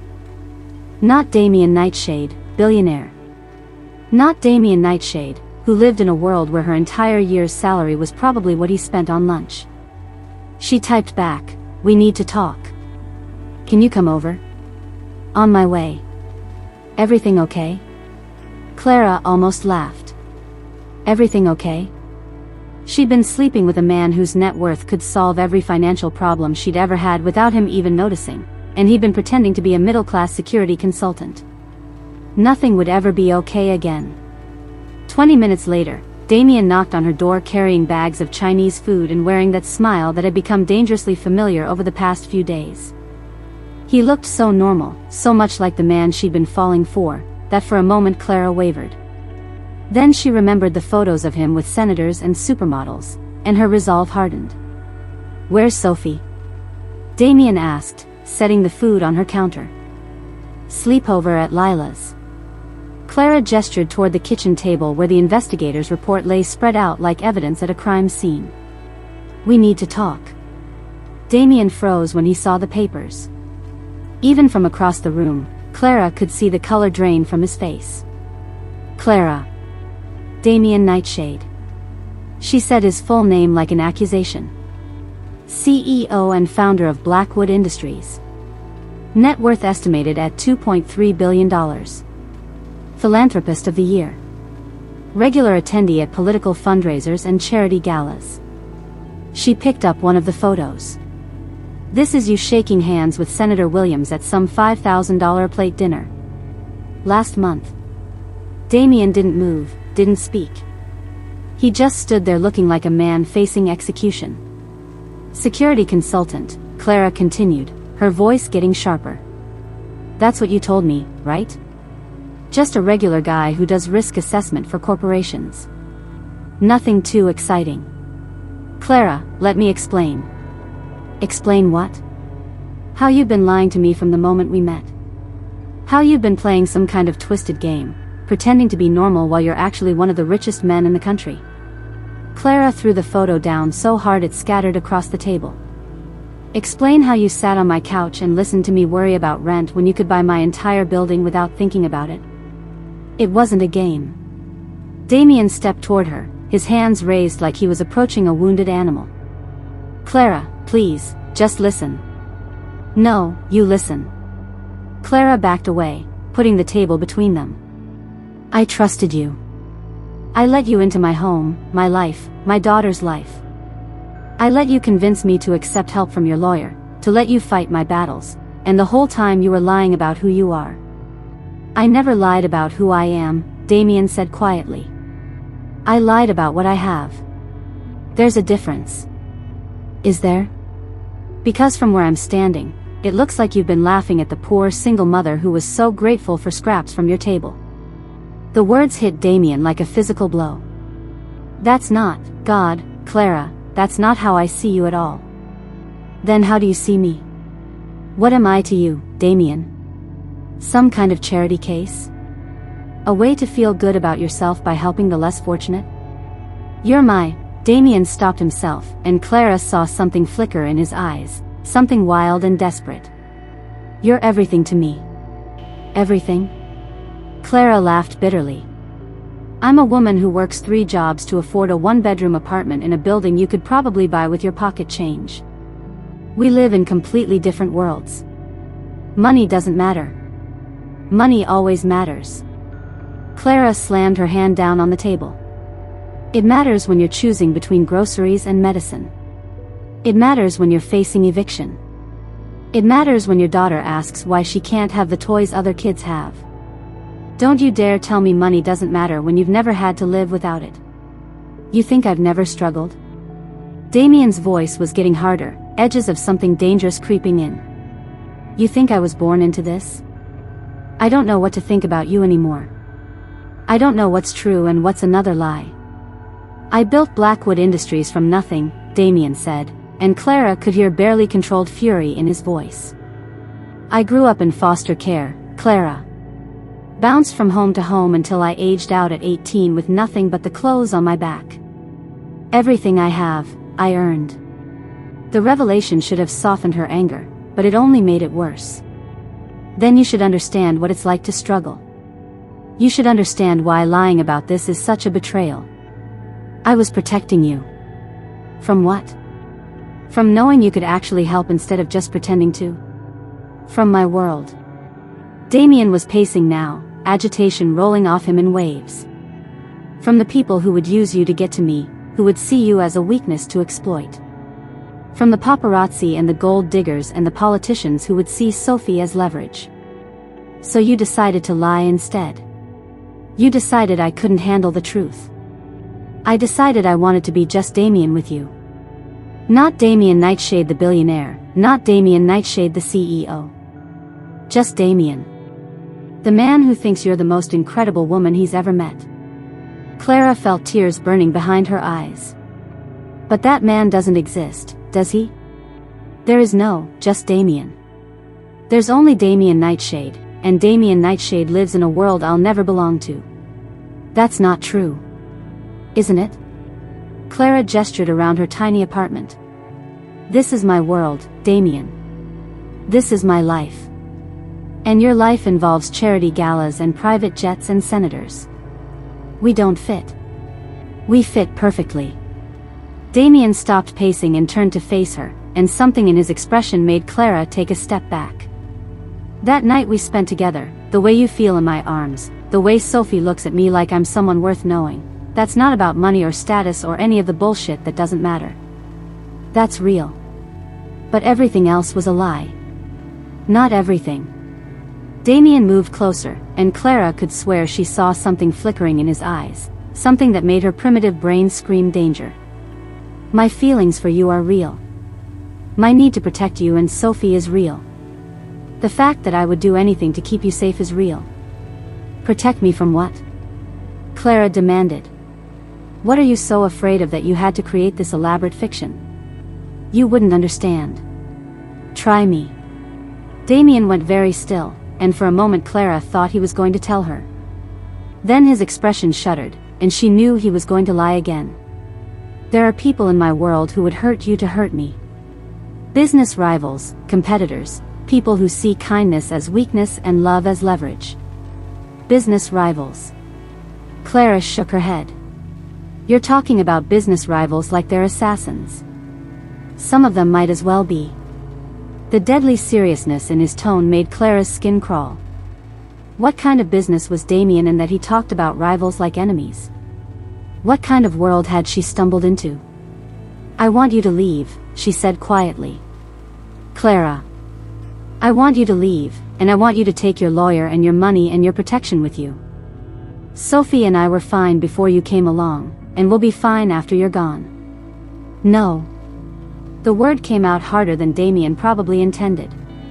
I'm not leaving you to face Ethan alone. That's not your choice to make. Like hell it isn't. Damian stepped closer, and Clara saw something shift in his features, something that made her heart race with an instinct older than civilization. I'm not letting anyone hurt you or Sophie. Not Ethan, not his lawyers, not anyone. You don't get to decide that. You don't get to control my life just because you have money.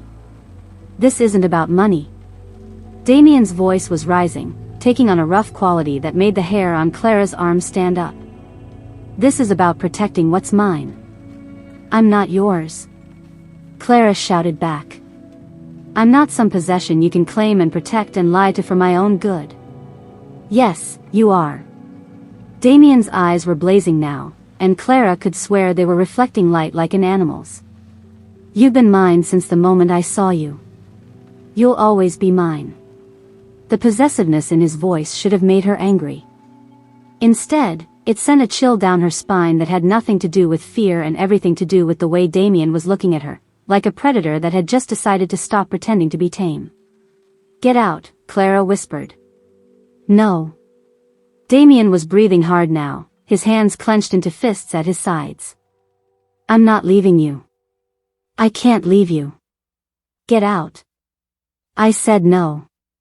Damian's voice cracked like a whip through the apartment, and something impossible happened. For just a moment, less than a heartbeat, his features shifted.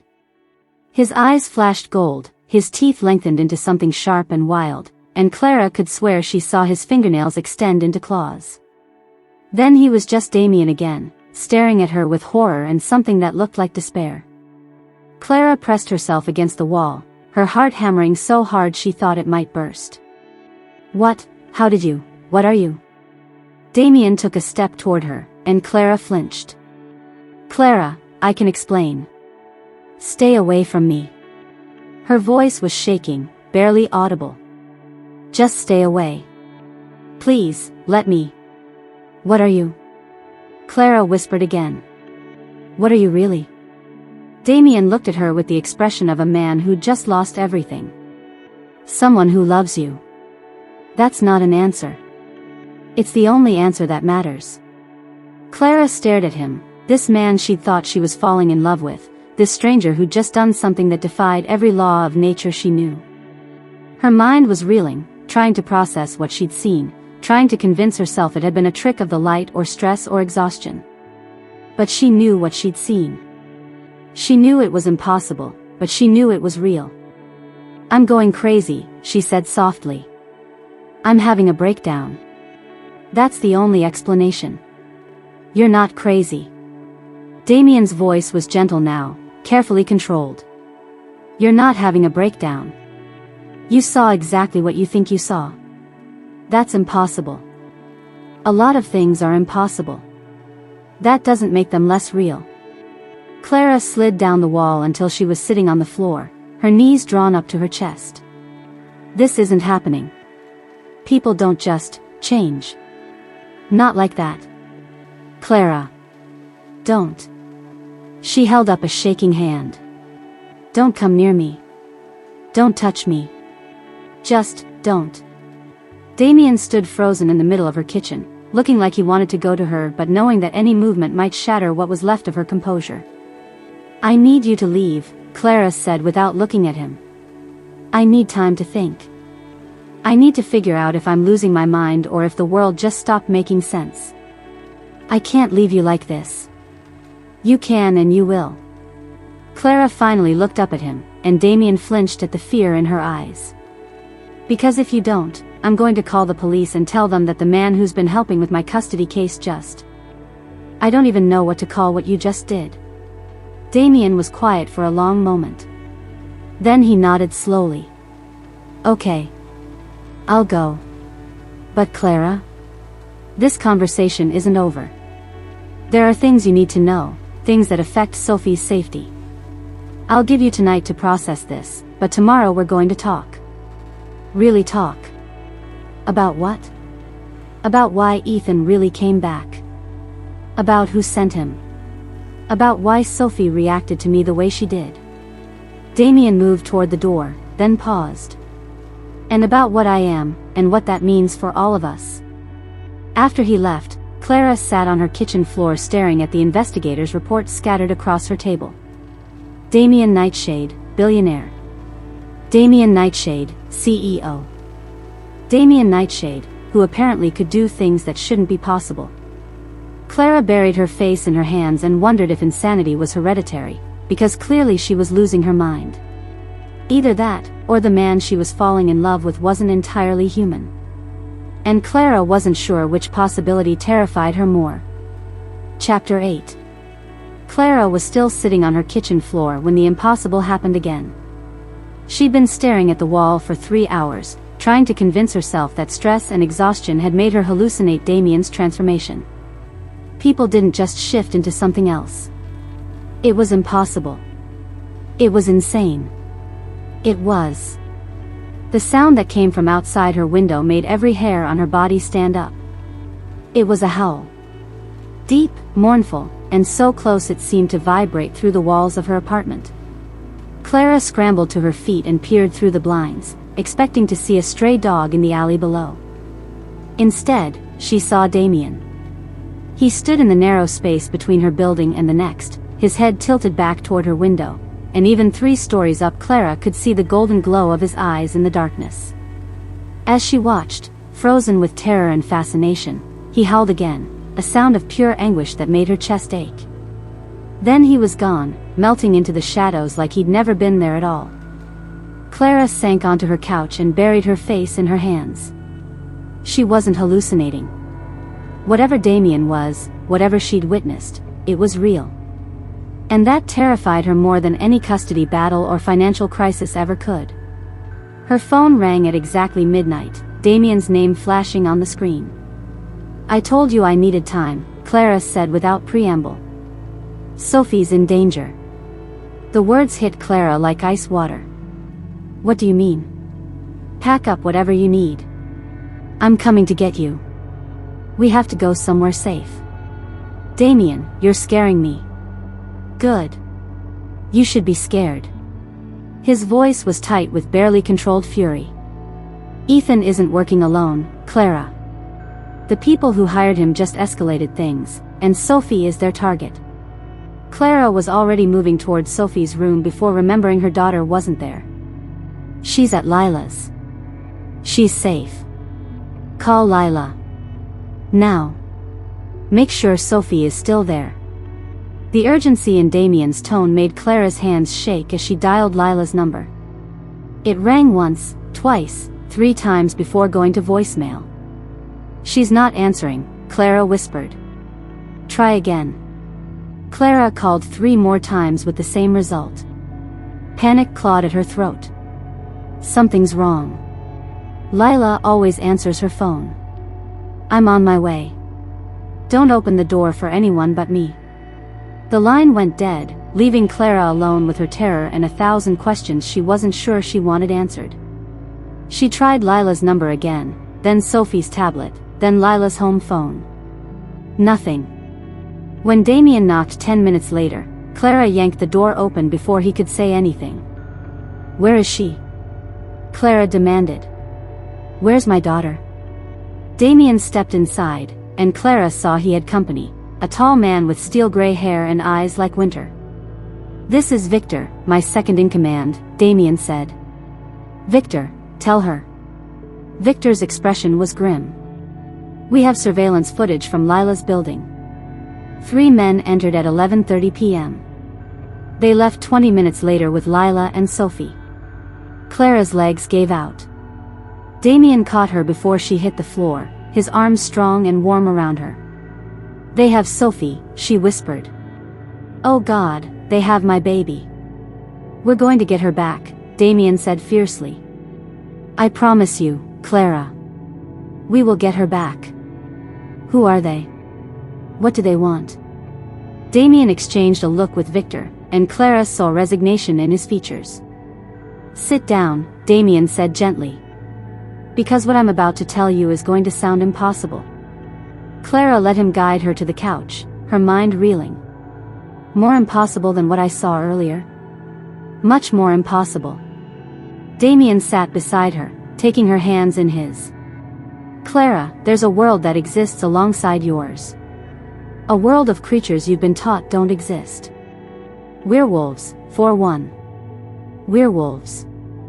Clara said the word like she was testing its weight. "You're telling me werewolves are real?"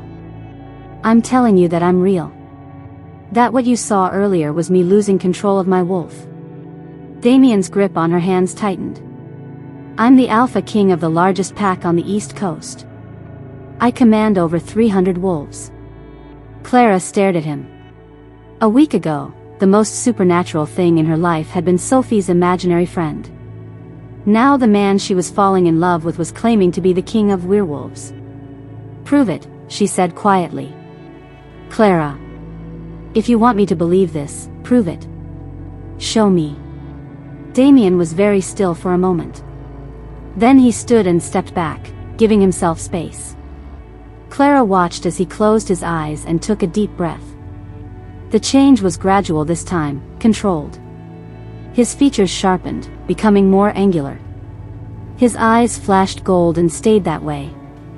His hands extended into claws, and when he smiled, Clara saw fangs. But he was still recognizably Damian.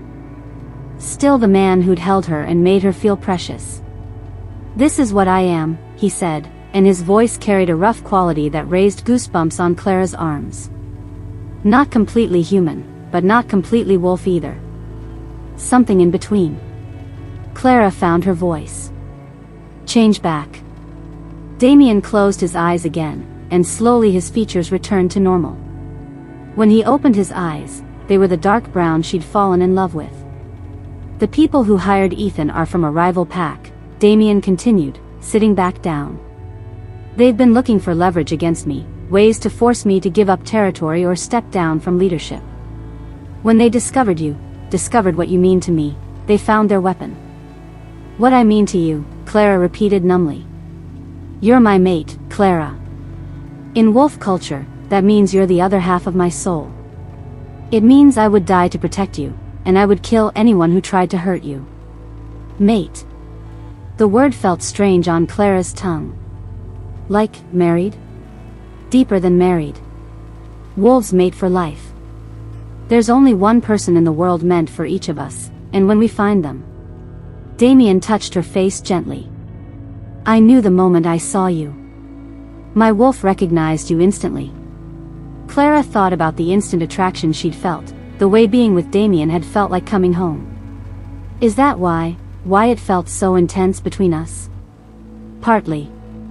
But the feelings are real, Clara. The connection we have isn't just supernatural, it's genuine." "And Sophie?" Clara's voice cracked. "What does this have to do with Sophie?" Damian and Victor exchanged another look, and Clara's heart sank. "Sophie reacted to my wolf nature in ways that shouldn't be possible for a human child," Damian said carefully. "The way she could smell my wolf, the way she was drawn to me, the dreams she mentioned, those are signs of supernatural heritage. That's impossible. I'm completely human. Sophie's father is completely human." "Are you sure?" The question hung in the air like a challenge. Clara thought about her family, about parents who'd always been distant and secretive, about grandmother's stories that had seemed like folklore but now. "My grandmother used to tell stories," Clara said slowly.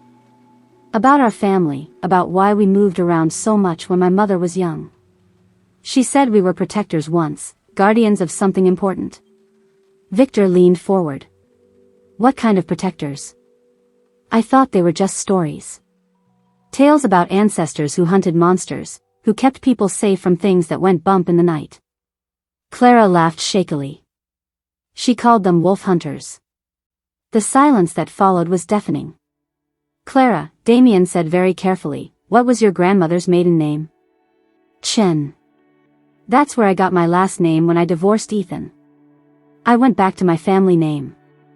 "Chen," Victor whispered. "Jesus Christ, Damian. She's Chen Line." "What does that mean?" Clara demanded. Damian ran his hands through his hair. "The Chen family were legendary wolf hunters 3 generations ago. But they weren't our enemies, they were our protectors. They hunted the wolves who went rogue, who threatened to expose our world or hurt innocent people. My family hunted werewolves." "Your family saved werewolves," Damian corrected. "They kept the balance, maintained the secret, protected both our worlds. But the bloodline was thought to be extinct." "Apparently not," Victor said grimly. Clara felt like the world was spinning out of control. "So Sophie. Sophie might be what, exactly?" "A bridge," Damian said. "Someone who carries both hunter and wolf genetics. Someone incredibly rare and incredibly powerful. Powerful enough that rival packs would kill for her. Powerful enough that they'd use her to control me," Damian said quietly. "If they have Sophie, they can force me to do anything they want." Clara stood abruptly, pacing to the window. "This is insane. This whole thing is insane. 2 weeks ago I was a single mother working 3 jobs, and now you're telling me I'm descended from werewolf hunters and my daughter is some kind of supernatural bridge? I know it's a lot." "A lot?" Clara spun around. "Damian, you're talking about fairy tales. About monsters and magic and bloodlines. You're talking about a world that doesn't exist. A world that kidnapped your daughter, Victor said quietly. The words hit Clara like a physical blow. However insane this all sounded, however impossible it seemed, Sophie was gone. Her little girl was in the hands of people, creatures, who saw her as a weapon. What do they want? Clara asked. For me to abdicate, Damian said. To give up my position as Alpha King and turn over control of the territory to them. So do it. Clara turned to face him. Give them whatever they want. Just get Sophie back. It's not that simple, Victor said. If Damian steps down, it creates a power vacuum. Other packs will move in, territory wars will start. Hundreds of innocent people, wolves and humans, will die in the chaos. I don't care about hundreds of people, Clara said fiercely. I care about my daughter. I know, Damian said, standing and moving toward her. And we're going to get her back. But we're going to do it the right way. What's the right way? We're going to rescue her. And then we're going to make sure the people who took her never threaten anyone again. Clara saw something dangerous flash in Damian's eyes, something that reminded her he wasn't just a man who could shift into a wolf, he was a king who commanded hundreds of them. How long do we have? They'll contact us with demands within 24 hours, Victor said. Standard protocol for this kind of operation. 24 hours. Clara felt like she might throw up. Sophie's going to be terrified. She doesn't understand what's happening. She's stronger than you think, Damian said gently. And she's not completely helpless. If she really does carry Qin bloodline genetics, she'll have instincts that will help keep her safe. What kind of instincts? The ability to sense supernatural threats. Enhanced reflexes. Maybe even the ability to communicate with wolves. Damian touched Clara's arm. The Qin line were never just hunters, Clara. They were partners. They worked with wolves, communicated with them. Sophie might be able to call for help in ways her captors don't expect. Clara closed her eyes, trying to process everything. Her daughter, her sweet, innocent Sophie, was apparently descended from a line of supernatural hunters and might be able to talk to werewolves. The man she was falling in love with was the king of a secret society of shapeshifters. And somewhere in the city, her little girl was being held by people who wanted to use her as leverage in a war Clara didn't understand. I need to ask you something, Damian said quietly. And I need you to be completely honest. Clara opened her eyes. What? Are you willing to enter my world to save Sophie? Are you willing to accept that everything you thought you knew about reality was wrong? Clara thought about Sophie's drawings of wolves, about her daughter's uncanny ability to sense when Clara was upset, about the way Sophie had looked at Damian like she'd been waiting for him her whole life. I'd walk through hell to save my daughter, Clara said. I don't care if your world is real or if I'm having the most elaborate nervous breakdown in history. Whatever it takes to get Sophie back, I'll do it. Damian nodded grimly. Then we need to start training you. Training me for what? To be what you were born to be, Damian said. A Qin line protector. Because Clara, if we're going to rescue Sophie from a pack of rogue werewolves, you're going to need to remember how to hunt. Chapter 9. The silver knife felt like it belonged in Clara's hand. 3 days of intensive training had awakened something in her blood that she'd never known existed. Victor had been right, the Qin line instincts ran deep, surfacing the moment Clara stopped fighting them and started embracing what she was born to be. Remember, Damian said as their convoy of black SUVs approached the abandoned warehouse where Sophie was being held, Lucian Darkmoor is dangerous. He's been alpha of the Northwest Pack for 20 years, and he didn't get there by being merciful. Clara checked her weapons one final time, the silver knife that had belonged to her great-grandmother, recovered from a safety deposit box Clara hadn't known existed, and a modified crossbow that Victor had taught her to use with deadly accuracy. I don't care if he's been alpha for 100 years, Clara said grimly. He took my daughter. Through the earpiece they'd given her, Clara could hear the other teams checking in. Damian had brought 40 wolves for this rescue mission, more firepower than should have been necessary for one little girl, but Sophie wasn't just any little girl. She was the bridge between two worlds, and Lucian Darkmoor had proven he'd kill to possess that power. Clara. Damian caught her hand as they prepared to exit the vehicle.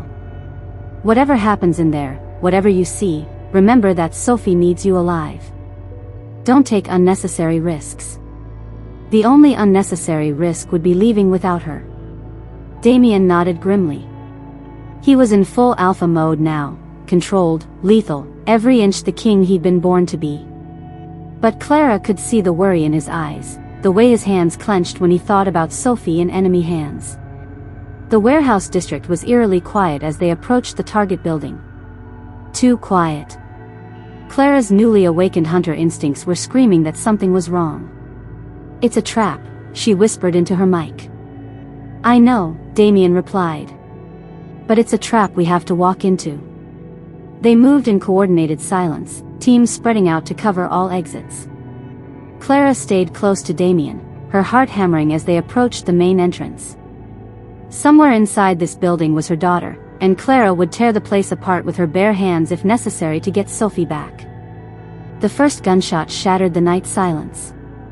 Contact, east side, someone reported through the comm, multiple hostiles. Then all hell broke loose. Clara had trained for combat, but nothing could have prepared her for the reality of a supernatural battle. Wolves shifted mid-fight, becoming blurs of fur and fang that moved too fast for human eyes to track.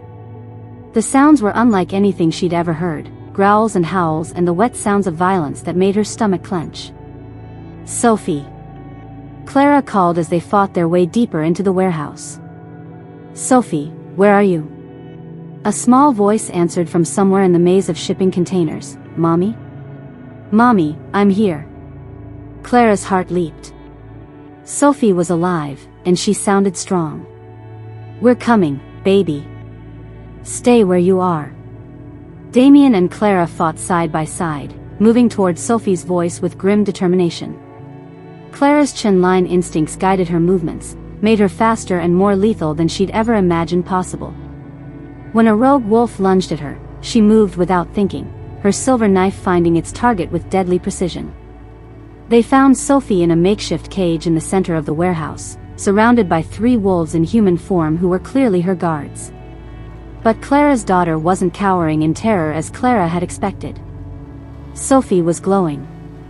Not literally, but there was something about her that seemed to shimmer in the dim light, something that made the air around her hum with power. Her eyes were bright gold, wolf eyes, and when she saw Clara, she smiled. I knew you'd come, Sophie said calmly. The wolves told me you would. What wolves, baby? Sophie pointed to the shadows around her cage, and Clara suddenly realized they weren't empty. Dozens of spectral wolves surrounded Sophie, translucent and shimmering, their eyes fixed protectively on the little girl. The ancestor wolves, Sophie explained matter-of-factly. They've been keeping me safe. Damian stared in wonder. She's manifested the Chen-line gift. She can call the pack spirits. We can discuss family magic later, Clara said, raising her crossbow as the guards realized they'd been found. Right now, we're getting out of here. The fight was brutal but brief. Clara's training kicked in, her movements precise and deadly, while Damian fought with the controlled fury of an alpha protecting his family. Within minutes, all 3 guards were down. Clara was working on the lock of Sophie's cage when a slow clap echoed through the warehouse. Impressive, a voice said from the shadows. I can see why Damian is so taken with you. Lucian Darkmoor stepped into the light, and Clara immediately understood why this man commanded fear. He was tall and lean with silver hair and eyes like winter ice, but it was the aura of barely contained violence that made her skin crawl. Behind him, looking pale and terrified, was Ethan. Hello, Clara, her ex-husband said, unable to meet her eyes. I'm sorry. I never meant for it to go this far. You never meant for what to go this far? Clara demanded. Kidnapping our daughter? Terrorizing a 6-year-old? The original plan was just custody, Ethan said miserably. They were going to pay me to take Sophie, to get her away from Damian. I needed the money, Clara. Jessica's pregnant, and I'm drowning in debt, and they offered me enough to start over. But then you had to complicate things, Lucian said, his cold gaze fixed on Damian. You had to fall in love with her. You had to claim her as your mate. Suddenly, the little girl became much more valuable. Let them go, Lucian, Damian said, his voice carrying the full weight of his alpha authority.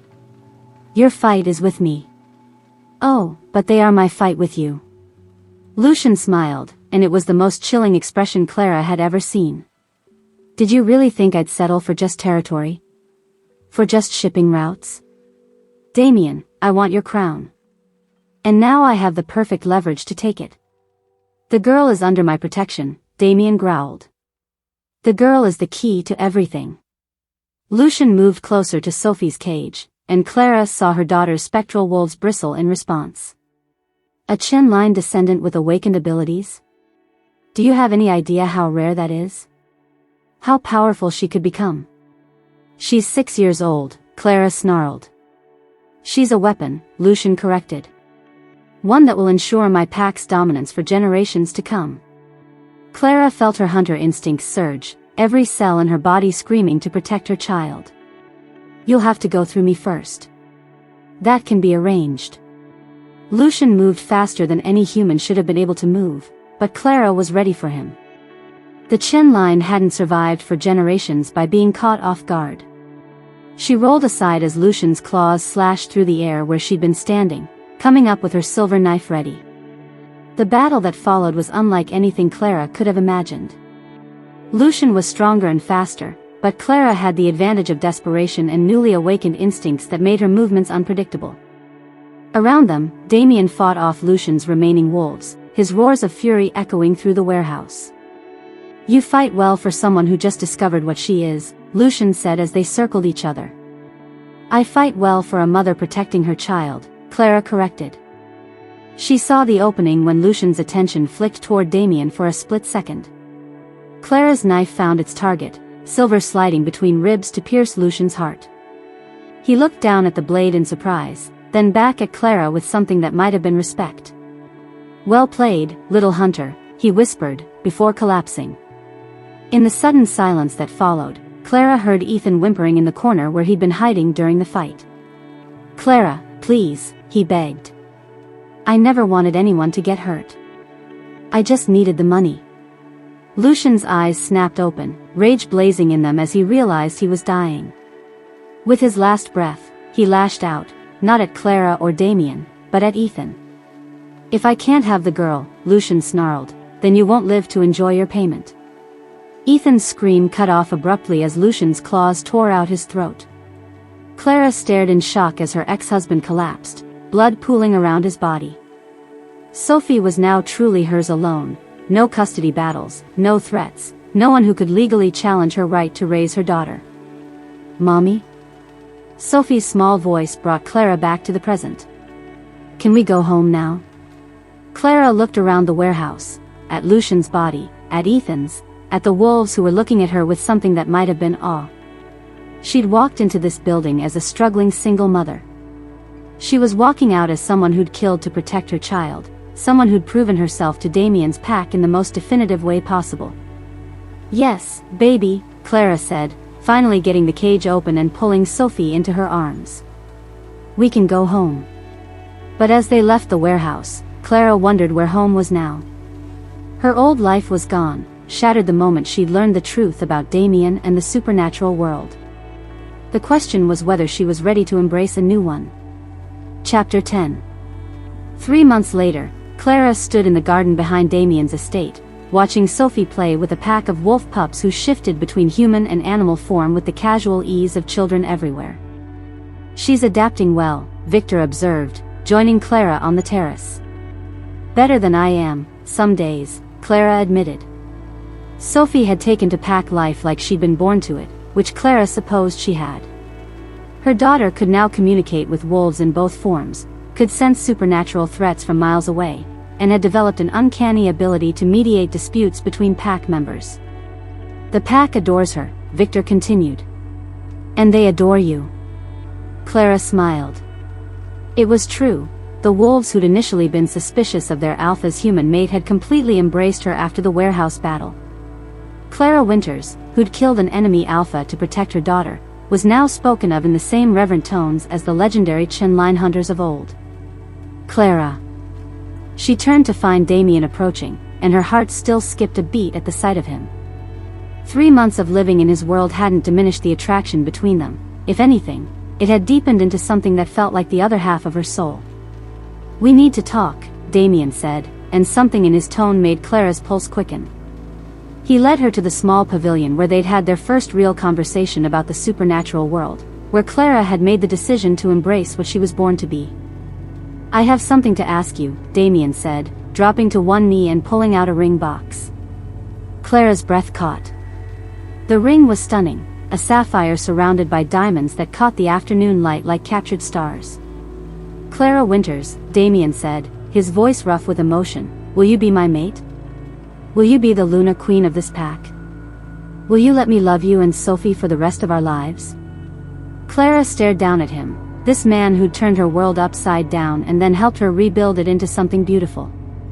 The Alpha King of the East Coast werewolves, kneeling in his garden and asking a former single mother to marry him.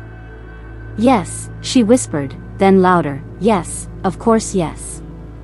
Damian slipped the ring onto her finger and stood to kiss her, and Clara felt like her heart might burst with happiness.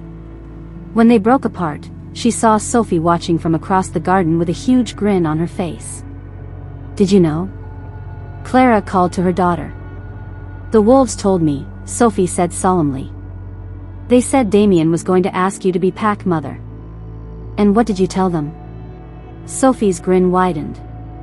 "I told them you'd say yes because you love him, and because we belong here." Clara looked around the estate that had become their home, at the pack members who'd become their family, at Damian who'd become her everything. Sophie was right, they belonged here. The mating ceremony was held a month later, with the entire pack in attendance. Clara wore a dress that had belonged to Damian's grandmother, the former Luna Queen, and felt the weight of tradition and acceptance as the pack held their approval. "By the laws of our people and the bonds of our hearts," the pack elder intoned, "I pronounce you mates for life.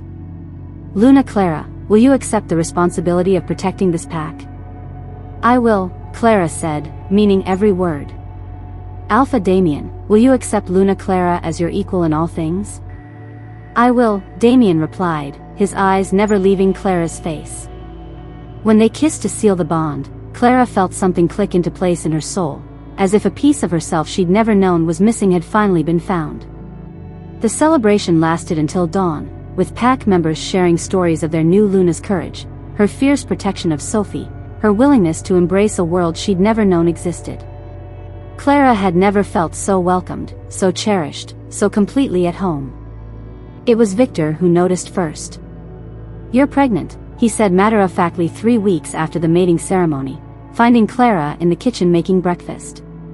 Clara's hand flew to her stomach. "What? How could you possibly?" "Enhanced senses," Victor said with a grin. "Werewolf perk. Congratulations, Luna." Clara sank into a chair, her mind reeling. Pregnant. She was pregnant with Damian's child, with the future heir to the pack.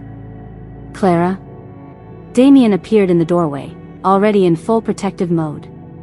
"What's wrong?" "Victor, why does she look like that?" "Tell him," Victor said, still grinning as he left them alone. Clara looked up at Damian, this man who'd given her everything she'd never dared to dream of: love, family, purpose, a place where she belonged. "We're having a baby," she said softly. Damian went very still. "A baby?" "The heir Victor has been pestering you about providing," Clara said with a shaky laugh. Damian was across the room in 2 strides, dropping to his knees beside her chair and placing his hands gently on her still flat stomach. "Our baby," he said wonderingly. "A prince or princess. Are you happy?" Clara asked, suddenly nervous. "Happy?" Damian looked up at her with eyes full of wonder and love. "Clara, I've gone from a lonely alpha with no family to a man with a mate, a daughter, and a baby on the way. I've never been happier in my entire life." That evening, they told Sophie, who reacted with the matter-of-fact acceptance of a child who'd learned to take miracles in stride. Will the baby be able to talk to wolves too? Sophie asked. Probably, Damian said. If they inherit your mother's chin line abilities and my wolf genetics, they'll be very special indeed. Good, Sophie said solemnly. Then they can help me take care of the pack.